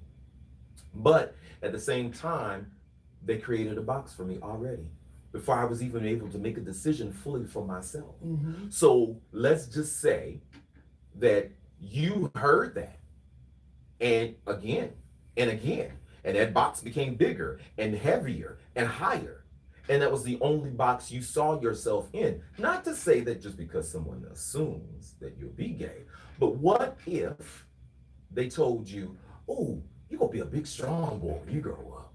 Now, that has nothing to do with being straight, masculine, or feminine. But what if they put that in your head? They would have been they would have been planting seeds of lies in my head. Because but at that time, you wouldn't have known that, and they didn't either. Yeah, listen, I can tell you, as well as so many other people could tell you, I was born gay. Okay, and I agree with that. A lot of people, I agree. A lot of people take issue with that. How you know you was born? I was born. I agree. Gay. I agree with that. A lot of people say that they were born gay. I was one of those people who was born gay, and them saying that was not them putting me in a box. They were just confirming what I already knew. And growing up, they were assuming that the assumptions were right, but that doesn't mean that they were going to be accurate. No, they just assumed. No. Let me tell you, George. Let me tell you something. No, you have to listen. I listen to you. Yes, ma'am. You have to listen to me. Yes, ma'am. The thing about it is, I don't care how you try to slice it and dice it. There's no way I was going to try to play football.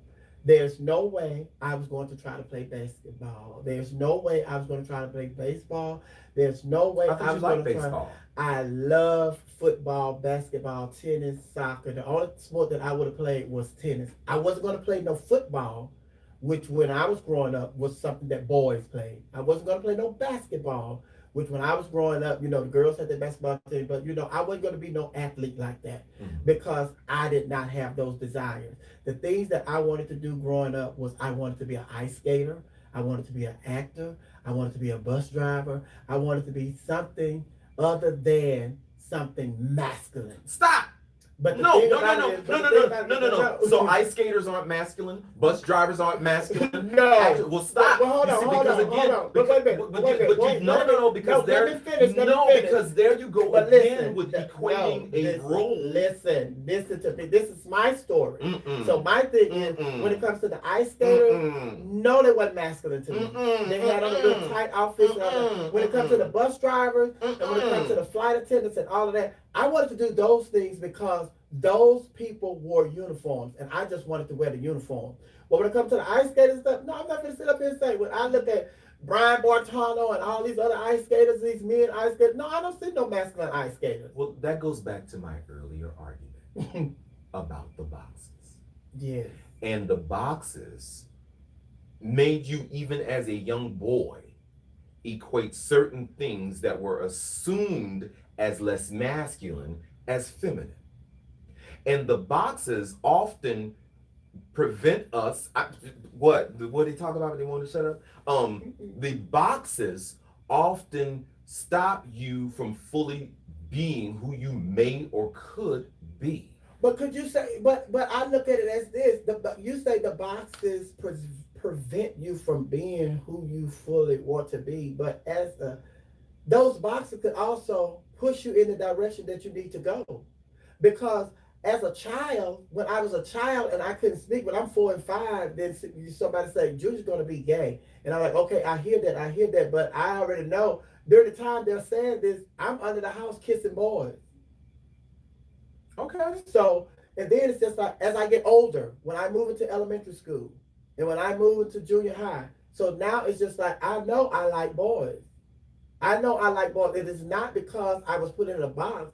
It's because I'm attracted to boys. Nothing about a girl attracted to me sexually.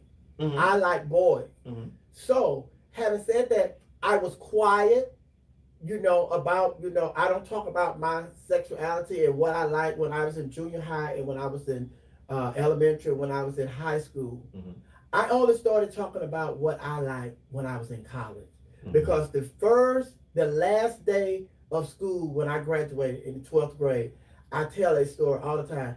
I got off the school bus and I exhaled because I realized that I did not have to go through all the name calling no more every day for 5 days a week at school. Mm-hmm. I exhaled because, and then I was not strong enough to even have the conversation or to defend myself. Mm-hmm. I would just let people say what they want to say and I just walk away. Mm-hmm. But when I got off the school bus the last day, when my last day of school, I exhaled. And from that point on, I was able to express myself because I knew who I was. And it was not that somebody had steered me in this direction. This is who I was. And I was free to express myself. And I could express myself. And then it's just like, even now as an adult, I'm able to express myself even more now. Because I could have did it in high school. I could have did it more in college. But now it's just like, like they say, you get older and it's just like, some things you just don't care about. And I got to a point where when I was in college, everything that was going on with me or everything that had to deal with me, I told my mom, my dad, and that was it. Mm-hmm. And whatever everybody else thought when they found out about it, I didn't care. Well, if we can, and I know that we're short on time. We are. We're about 10 minutes before the show ends. I think that your story is a story that is similar to a lot of gay and bisexual men and women. My point that I was making is not necessarily if you're already affirmed in who you are from a young age. That's different because you're already aware of who you are. Even though you don't know what that really means, you're aware. What I'm talking about when it comes to the boxes is when there's the little girl who wants to play with the truck, who wants to play football with the boys, who wants to be rough and will grow up to be Miss Universe. But she's told that this is not your role. This is not what you do. And now she starts to doubt, well, who am I because I like these things? Who am I because I want to roll in the dirt with the boys? Am I a boy? Am I a girl? And the little boy who sees his sister, he likes fashion. He may grow up to be Calvin Klein or Tommy Hilfiger. But because he likes fashion and playing with the dolls and seeing how the hair goes and the colors and all of this stuff, he's put in a box and it's assumed that he's going to be that way. So the boxes for someone who's not yet affirmed in who they are damaging because now you've told them already where their limits are. And these things are not acceptable in our society. So stop it. But those lines are blurred now because of the society that we have. But not for the unformed, uninformed child.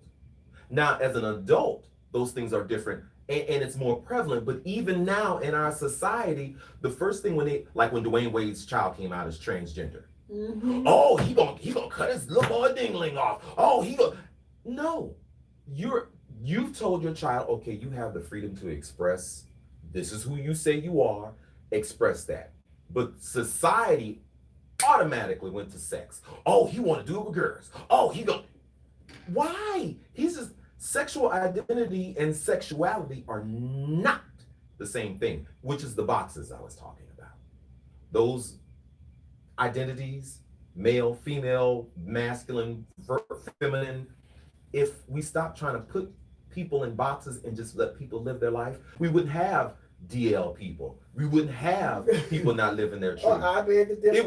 You would have it, but it would be an easier transition because the boxes aren't put around you. But you say that, but it's just like But the boxes are here. Right. The boxes are here. The boxes are here, and then on top of that, it's just like no matter. It's like even with it's just like regardless, people people are going to be who they are, and they are going to like and dislike what they like and dislike regardless. You cannot change that. And just like we are putting all this, we have put, look what we went through for the Voter Right Act, the Voter Right Act, for the women to have the rights to vote. And today, what is going on with this recent election look like we haven't done nothing. Mm-hmm. Look at all the people who bled, marched, and died for us to have our civil rights. And the way the police brutality on black men is just, running rapid throughout this land, look like we haven't done nothing. So it's just like, we are never going to get to the place where we could say, oh, we have made progress. Mm-hmm. We have made progress. I don't think we would ever, and then it's just like, and I'm the most religious person. I believe never say never, because God can do the impossible. But I don't think in my lifetime we would ever see the end of racism. I don't think in my lifetime we would ever see the end to hunger. I don't think in my lifetime we would ever see the end to murderers and so many other negative things that are taking place in this society, because it's just like, even with what we were faced with in this last election, this most recent election, we were faced with somebody who is evil and vile and full of negativity, and somebody who everybody wants to paint as certain things that he did along the way as just as evil, as vile as the one that you're voting against. So it's just like, there was no way you could put Joe Biden and Donald Trump on the same pedestal and just say this it's just two of the same. It's two of the same. There's no way you could do that. But over 73 million people said that Donald Trump was a good person and a good leader, and they voted for him. So that tells me that we are a society that will forever be bruised and hurt, and we don't want to be whole, because if we become whole, it will be like, what are we living for? Everybody's having a good time. There's no issues, there are no problems. We don't have racism. We don't have voter suppression. We don't have, women right, the women getting paid this amount, the men getting paid. We don't have these disparities between the sexes and all of that. So we don't want to. We don't want to. And then just the thing that Congressman John Lewis, all that he did, and he died during this election, and then, C.T. Vivian and so many other people, Ruth Bader Ginsburg, all she done. So it's just like, people go through stuff and people do all that stuff for us, and then we sit up here and we act like everything's okay. Oh, it's gonna be all right. And then when Donald Trump do certain things, that's just Trump. That's just Trump messing up society, and we're trying to get closer and closer to we the people, and a more perfect union. But when you just look at somebody like a Donald Trump and what they do and say that's just Trump, why y'all couldn't say that's just Barack? When y'all was accusing Barack of doing certain things, why y'all couldn't just say that's just Barack? But that's the racism in it. And we don't want to clean up racism and all these other, we don't want to clean up the situation with, just like with this pandemic that's going on. I think they got, some vaccines that's working and everything, but America, she makes money off of racism. She was built on racism, and she's still making money off racism, and she's not going to try to fix it, because we're about capitalism. Yep. And same thing with the doctors. I think they got cures for a lot of these diseases that people are dying from, with cancers and different cancers and all these other diseases. I think that people are dying from. I think they have cures for those, because you cannot tell me that Magic Johnson announced how many years ago that he was, HIV positive. And then he's still around, but so many of our friends in the gay community have just got the disease and left.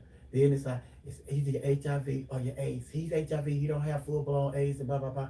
But it's just like, they making a killing off of the hospitals. So they're not trying to give us all the cures. They're making a killing off of the prison system. That's why they're not trying to have no prison reform and all that. They'll have these conversations to make us think we're going in that direction. But as long as America is making money off of something, America don't want to correct that wrong. She wants to continue to make us put the blinders on, make us think, oh yeah, we're addressing police brutality. Oh yeah, we're addressing, mass incarceration of the black man. Oh yeah, we're addressing entertaining the idea. Yes, but knowing all the time, baby, the bottom line is we in the blue, we in the black on this here. So we're not trying to fix this unless they go in the red. They're not gonna fix it. No. Well, that's a conversation that you can definitely have with your guests on tomorrow.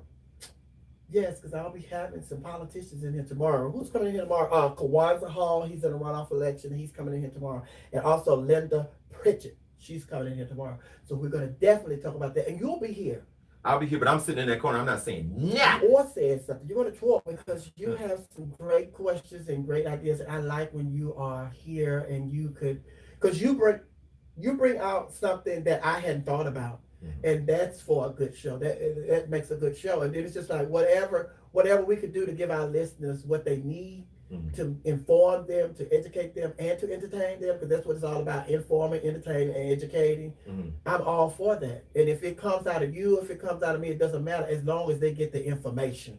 It doesn't matter who it comes from, because the bottom line is it's all up under the We Are You radio heading. There you go. There you go. But thank you. I love you. God bless you. Thank you, my laughing hyenas. I love you all.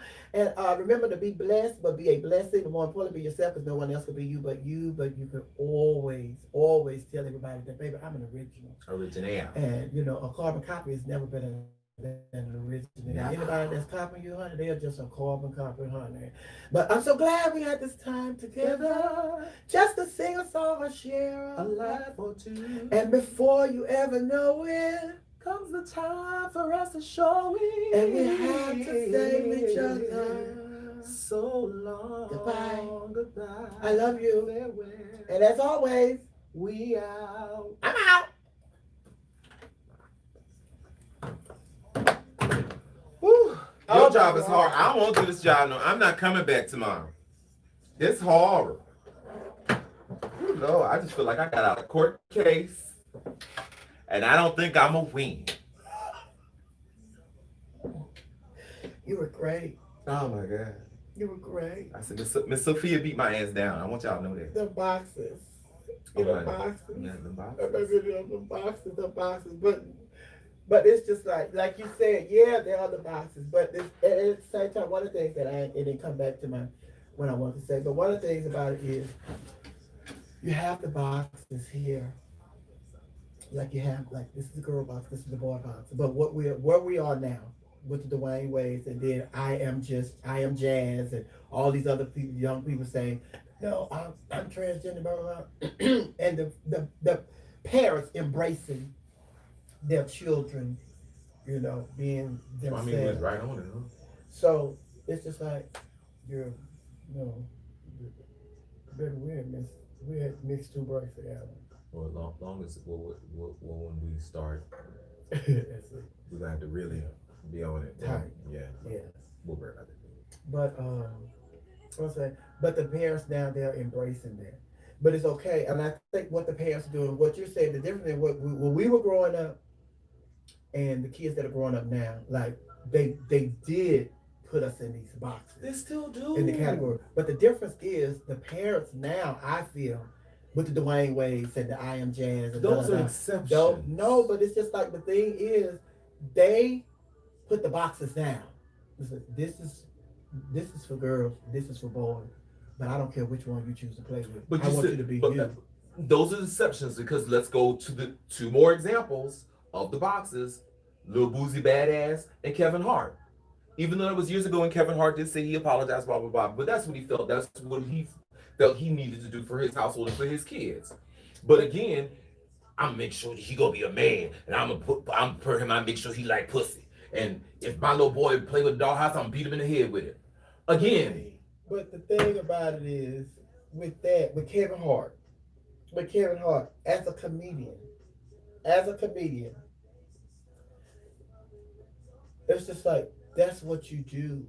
You take your life and what's going on in your life, and you see what's going on in the world, and you make it humorous. Doesn't mean that he feel like that. But it doesn't mean that he feel like that. It's that's what worked for him when it came to doing his job. Now, had we been in the space that we're in now, where everybody is sensitive to that, He probably he wouldn't have done that. Yeah, right. But because all we do as comedians is we take reality and we put a spin on it to make it fun, and then the majority of the reality that we're talking about is our life experience. Mm-hmm. And so it's just like he made money off of it. It was working. Mm-hmm. And then people were laughing, Mm-hmm. and people were buying it. Mm-hmm. People were buying tickets and stuff, Mm-hmm. and they were going because they thought it was funny too. Mm-hmm. And then, although he said it being funny, there were some people who were sitting in the audience just like, I feel that same way. Although he was just joking, there are some people sitting in the audience that listen to this. They really feel like that. Yeah, my son put on the I'm whoop his ass and da. They really feel that way. But those people get away because they were able to hide in the shadow and just laugh at what he was doing, which was representing how they really felt, which is what these 73 million people are upset about that Donald Trump, lost his election. He represents what they really are. Mm-hmm. And so it's just like when it comes to comedy and Kevin, it didn't bother me the way that it affected Well, what other about people. Lil Boosie? But Lil Boosie is a different story because Lil Boosie, he meant that. Mm-hmm. He meant that. And Lil Boosie is in the rap business. And most of them are tough on their guys, on their sons and stuff. And it's just like you said. On But record. the thing about it is you have to look at that situation with a Lil Boosie, and then it's just like Lil Boosie is putting his son in a box. And he's telling his son, if you're not a man, I'm gonna beat your ass until you say you are a man. Mm-hmm. Which is what we don't want to do. Right. But Lil Boosie is doing that. And what if Lil Boosie is doing that to a junior who knows that he under the house kissing boys and he going around, to his friend's house, when over his friend's house, they in their bedroom, y'all think they're in there playing with trucks and tractors and stuff and trains, they in there kissing and stuff. So if Lil Boosie is raising a junior, and you already know how your daddy feel about you and him kissing on these boys, so you couldn't dare. So just think about that child. Well, that's what I'm talking about. That's exactly what I was talking about when I was talking about the boxes. When I was talking about the little boy, he did all of this. You ain't gonna be gay. You gonna be a man. Da da da da da da. And if he had just take your hands off and let this little boy or this little girl grow the fuck up. And I think grown-ups, not grown-ups. Let's just not even take off the black community. Grown-ups have this assessment because you're grown and your ideas of what human sexuality is and behavior is and identity is, you assume this on this kid. Although it's abnormal and it might not be the best example, but when Michael Jackson had the little kids over for a sleepover, yes, it was a little bizarre, but everybody assumed that he was having sex with these kids because grown-ups, the first thing they do is say a behavior is attached to sex. Strange, bizarre, abnormal, yes. Necessarily sexualized, no. And so I think that when Lil Boosie badass, like, I'm gonna make sure that little boy gets pussy. See, he gonna be a man. See, he got pussy. He a man now. No. But see, and then he's a part, and in some ways, men like that, they're part of the Download syndrome. Because I have said that. Forced this I've boy said to do that. something that he didn't want to Mm-hmm. do, but to satisfy you, and so you didn't beat his ass. And make yourself feel more masculine. Yes. Just faked it until he was able to get out on his own and he was able to express his real self. Because a lot of parents, the majority, not all, but a lot of parents do live their lives vicariously through their children. Of course.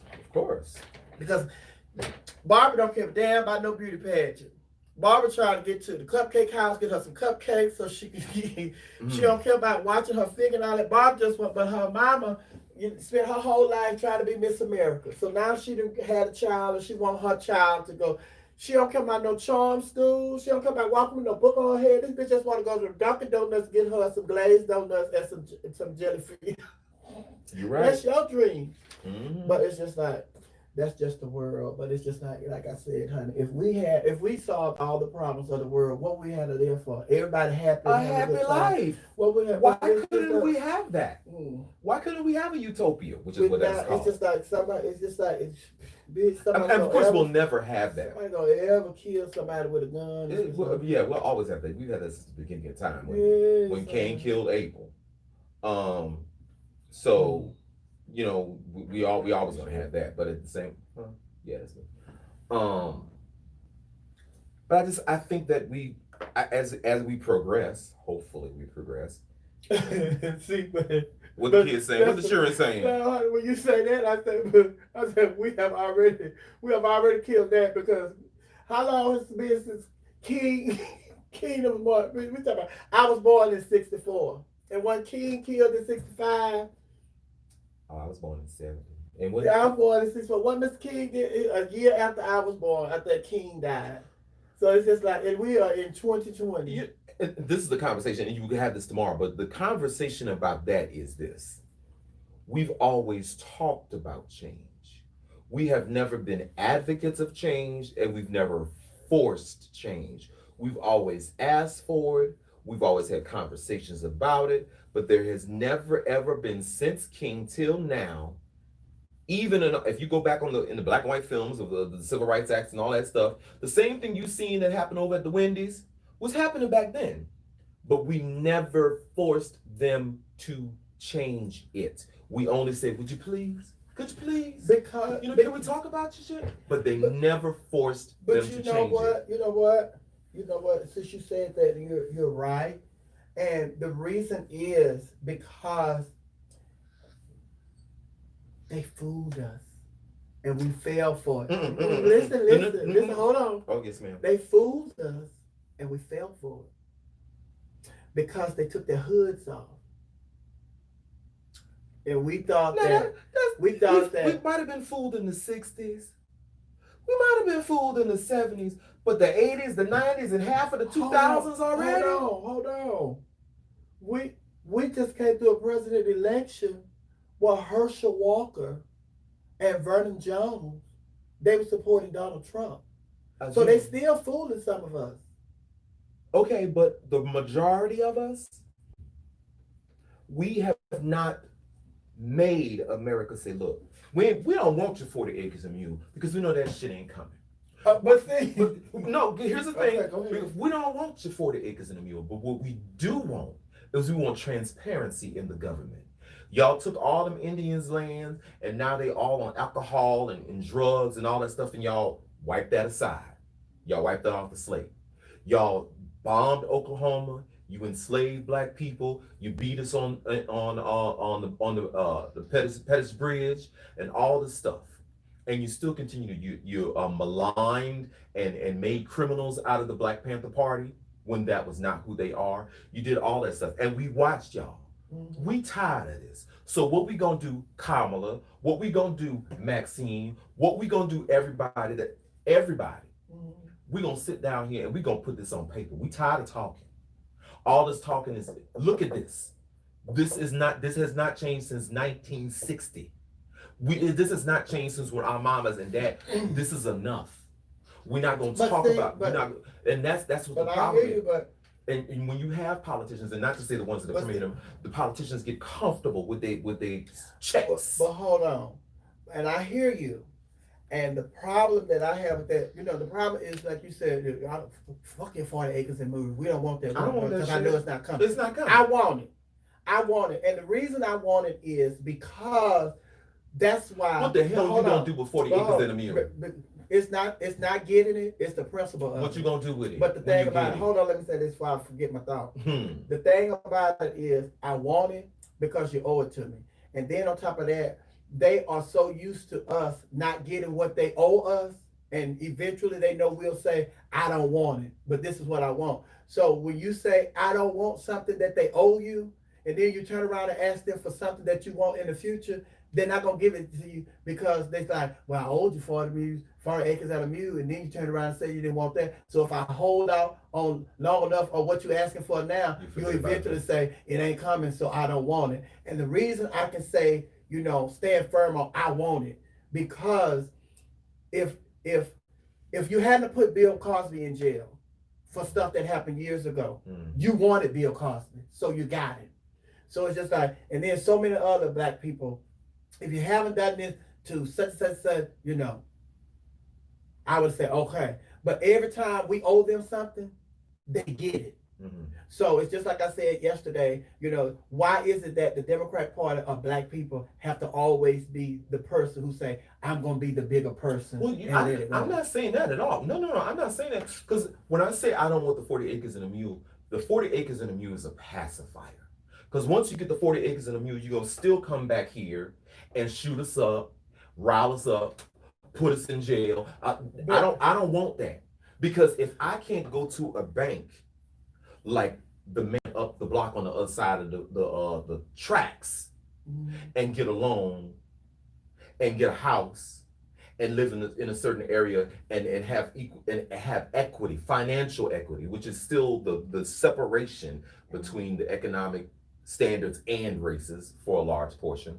If I can't get that 40 acres and a mule ain't gonna do me nothing. Because if I have 40 acres and a mule, you'll find a way to make me owe for that, pay for that, and you'll take it back. But if you give me an opportunity where I can walk, not fear the police when I see them, because I cannot when I see the police pass by, I do like this. Hold up, get your headset. We're going back up. No. No, but the thing about all of that is, you have to have structural change before you can have anything. And I think that's our marches and our protests are great. They give voice to what we need. But what happens after the protests and the marches? What you doing? That's the thing is we have to. It's just like the city in Oklahoma that was black owned and operated, all that and we know they did.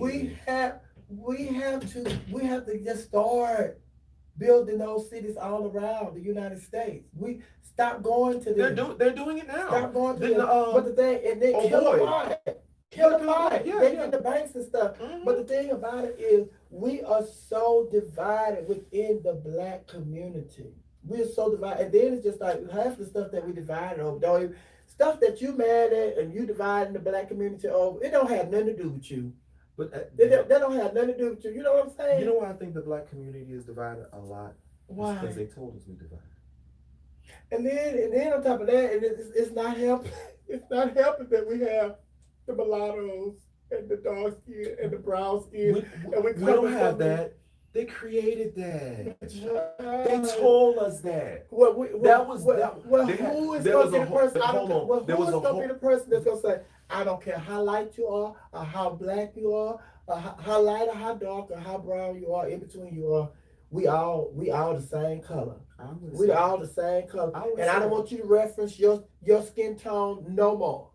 I don't want you to do it. I don't want you to reference your skin tone no more. Because it's dividing us. And in order for us not to be divided, we're gonna have to say, what color you? Black. You light skin, brown skin? I'm black. I'm black. And next question. But again, that's the structure. Those are the things that, and we've never broken them down. We've never said, you know what? Oh, let me see what my baby's in here. They told us to go home. Too many labels, Jason said. And force him to have sex with a woman, older woman. Boxes. People have been put inside these boxes all their lives. Yes, child. Change come from Parliament, child. At the end of the day, all of our blood is red. Accountability. Right, Miss Lynn? I want my 40 acres and a million, honey.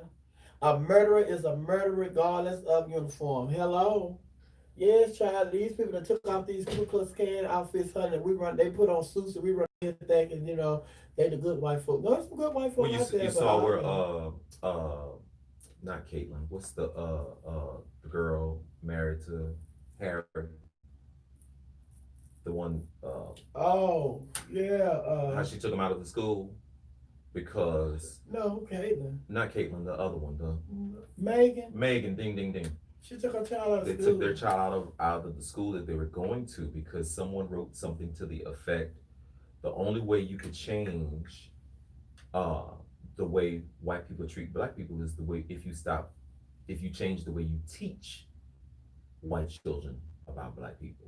And they said in every classroom, 1 out of the 10 kids is a potential person that's going to kill your black child in a uniform. Michelle Hollis, I agree with the CEO, Mother Sophia. Thank you, Michelle. I like you. You're welcome, Michelle. He got your message. But yeah, that's a good conversation. These are the this is your podcast. Honey.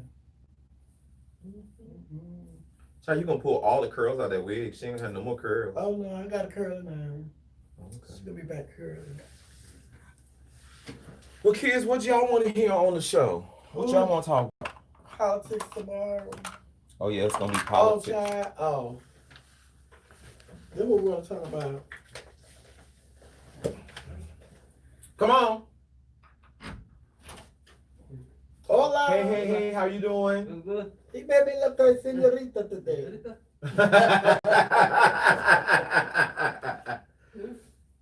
Okay. One time. What's this? Oh. No.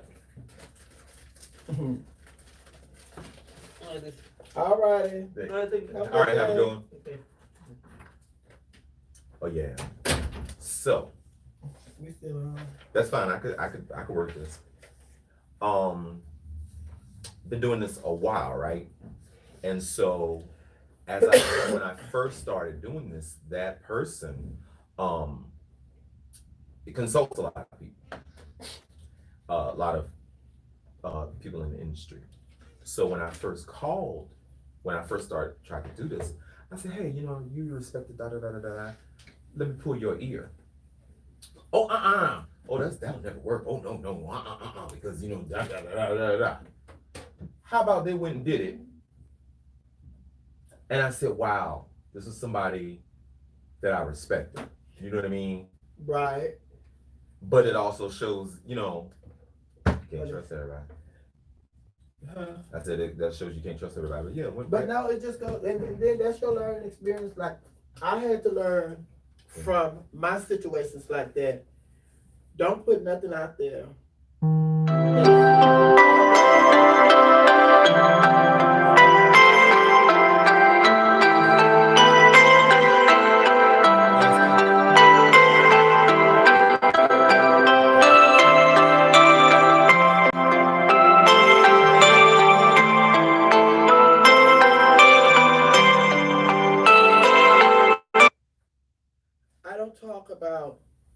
I had a situation like that, and it taught me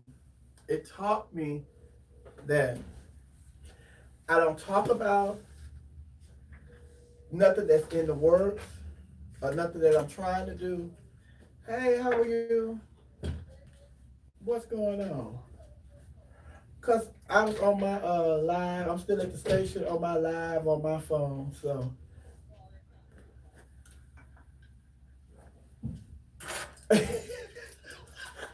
Thank you, child. I appreciate it. Oh my God, wait. What Just happened? showed up. Hey, baby. Say, hey. All right, I'm gonna call you. Get to the house. All right, love you. Hey, are we doing the cruise this year? Oh, yeah, because I'm gonna tell you what George told me yesterday, honey. George told me, child, he done put a screws in a box. All right, I'm gonna call you later. Inside joke, child. I said, yeah, that taught me. I had a situation where it had to teach me and say you always run your mouth before stuff is in writing and you have a contract. Yeah. So hopefully this will teach you. Don't talk about nothing that you're trying to do or you're going to do or somebody to talk to you about doing until you have it in writing and it's on the contract. Mm-hmm. So from that day forward, I haven't done that. So it's just like, child, you have to go through those situations to learn. Because that ain't the first time I'm sure you to share something like that with somebody. Right. And you trusting people to be a friend and they're not gonna go and do this. Mm-hmm. Well, like same thing. Yeah. That was my friend. And my Went friend right was back. behind my back, found out, it was me because had I not gave them the information, they wouldn't have had the information to go behind my back and do nothing with it. But because I'm getting ready to host talent night and such. Yeah, they called me and such. No. Okay, so this person that was a friend of mine and I told, I'm going to get ready. Oh, how much you pay? Miss Sophia getting ready to host talent night over here? Yeah. How much she charge you? Oh, she charged us $5. I'll do it for $3. What? You'll do it for $3? Yeah. All right. Yeah, we're gonna let you do it. Okay. But then it also shows the people that you was doing business with wasn't trustworthy either. But then on top of that, as an adult, you have to realize that they're in business to make money. And if your business, but it's just like, it's just like. I'm gonna tell y'all right now. One thing I do not do. My word is my bond. Money don't have. But see, Because at the end of the day, you ain't gonna be able to sleep with all the money you have if you ain't loyal. But at the end of the day, you ain't gonna be able to take the money with you when you go. Yeah, but you gotta be loyal at that. You can't. But yeah, but I gotta use the bathroom. you said Y'all can't come with me. Why don't you have a restroom installed in here? You always gotta go to the restroom. Just get us a restroom in here. This ain't that kind of show. Why is this so dark? Don't look like it's charging. I think when the phone call came, it changed. I'll be back. Let me see. Baby, don't look like it's charging. It's dark. Oh, this may not even be plugged up. It ain't. The charger ain't on. She just in there, just sticking up. Child ain't even charged. I don't tell you, it's probably on 4%, honey. Because the charge, I got it on the charger, but the charger, the main cord to the outlet wasn't even plugged in. Let's see if I'll take this. I know I'm trying to see. What's this juice looking like on here? Baby, y'all, let me get y'all out of here, honey.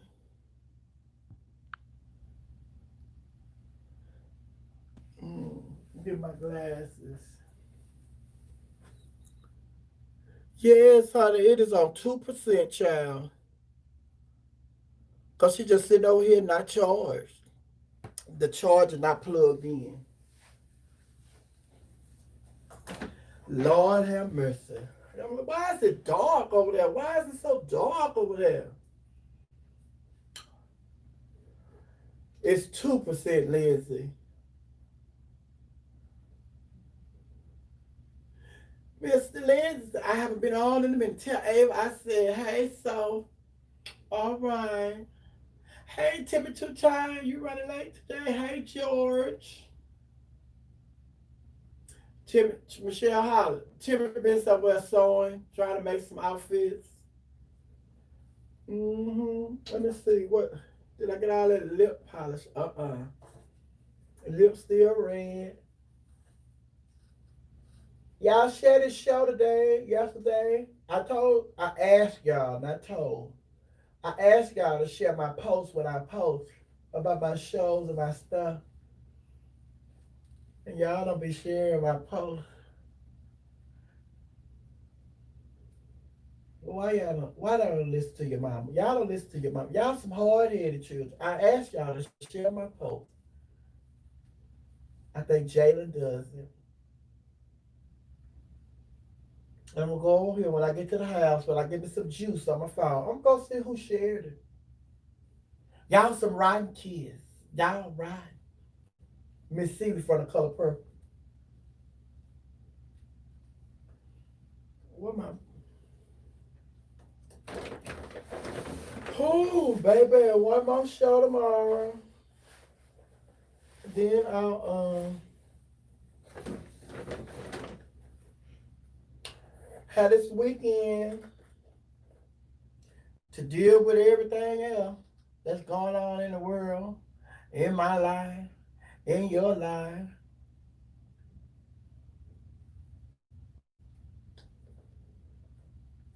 But God is good regardless of what's going on. Amen. He's still good. Yes, he is. Baby, I have had this gum in my... Let me see.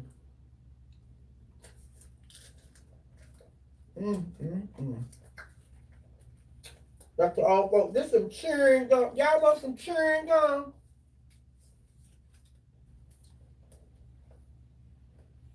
But I enjoyed the show today, honey. I had to go back to see what y'all saw because I was a part of it, so I couldn't take it in like y'all took it in. I got to see what y'all saw. Baby, if I tell y'all had showed out yesterday, Miss Lawrence and Charles Blow. I watched that show last night. Oh, baby, I was so tickled. Baby, I was so tickled.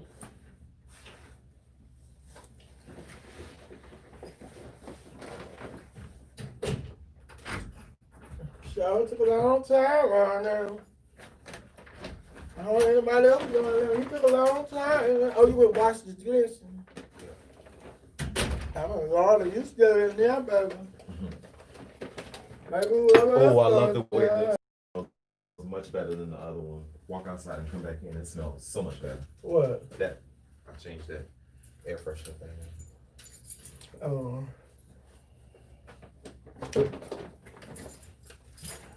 All right, everybody. I love y'all. My phone wasn't charged up because the charger wasn't plugged in. Ooh, now whose fault is that? Yours?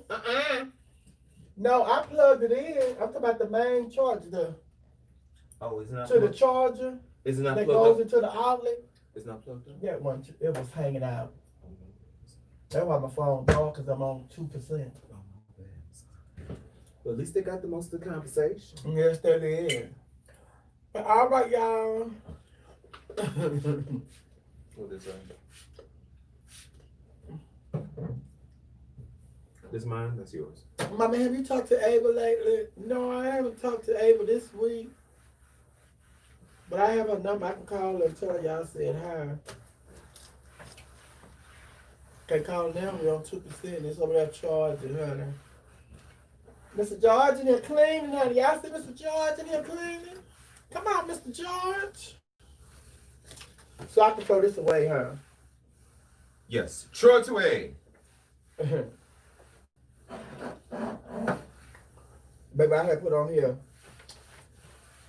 Push the holiday bag giveaway.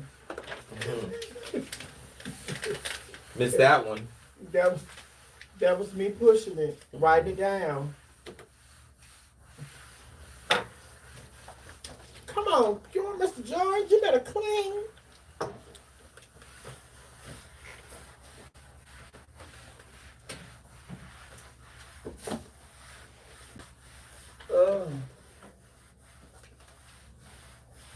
But I have to go ahead and tinkle now. Ooh.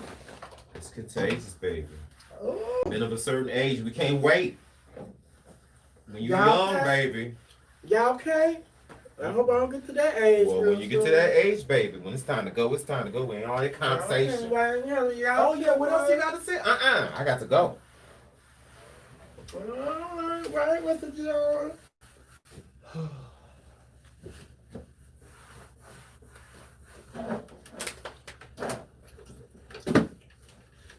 Where, Mr. George?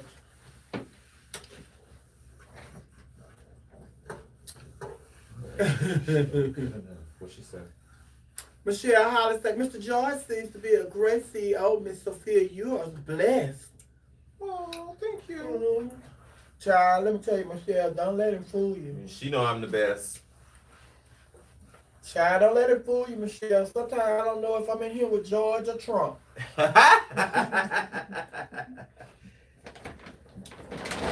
Now, y'all know if she was in here with Trump, I'd have been and had a black eye. Baby. Like, bitch, I quit.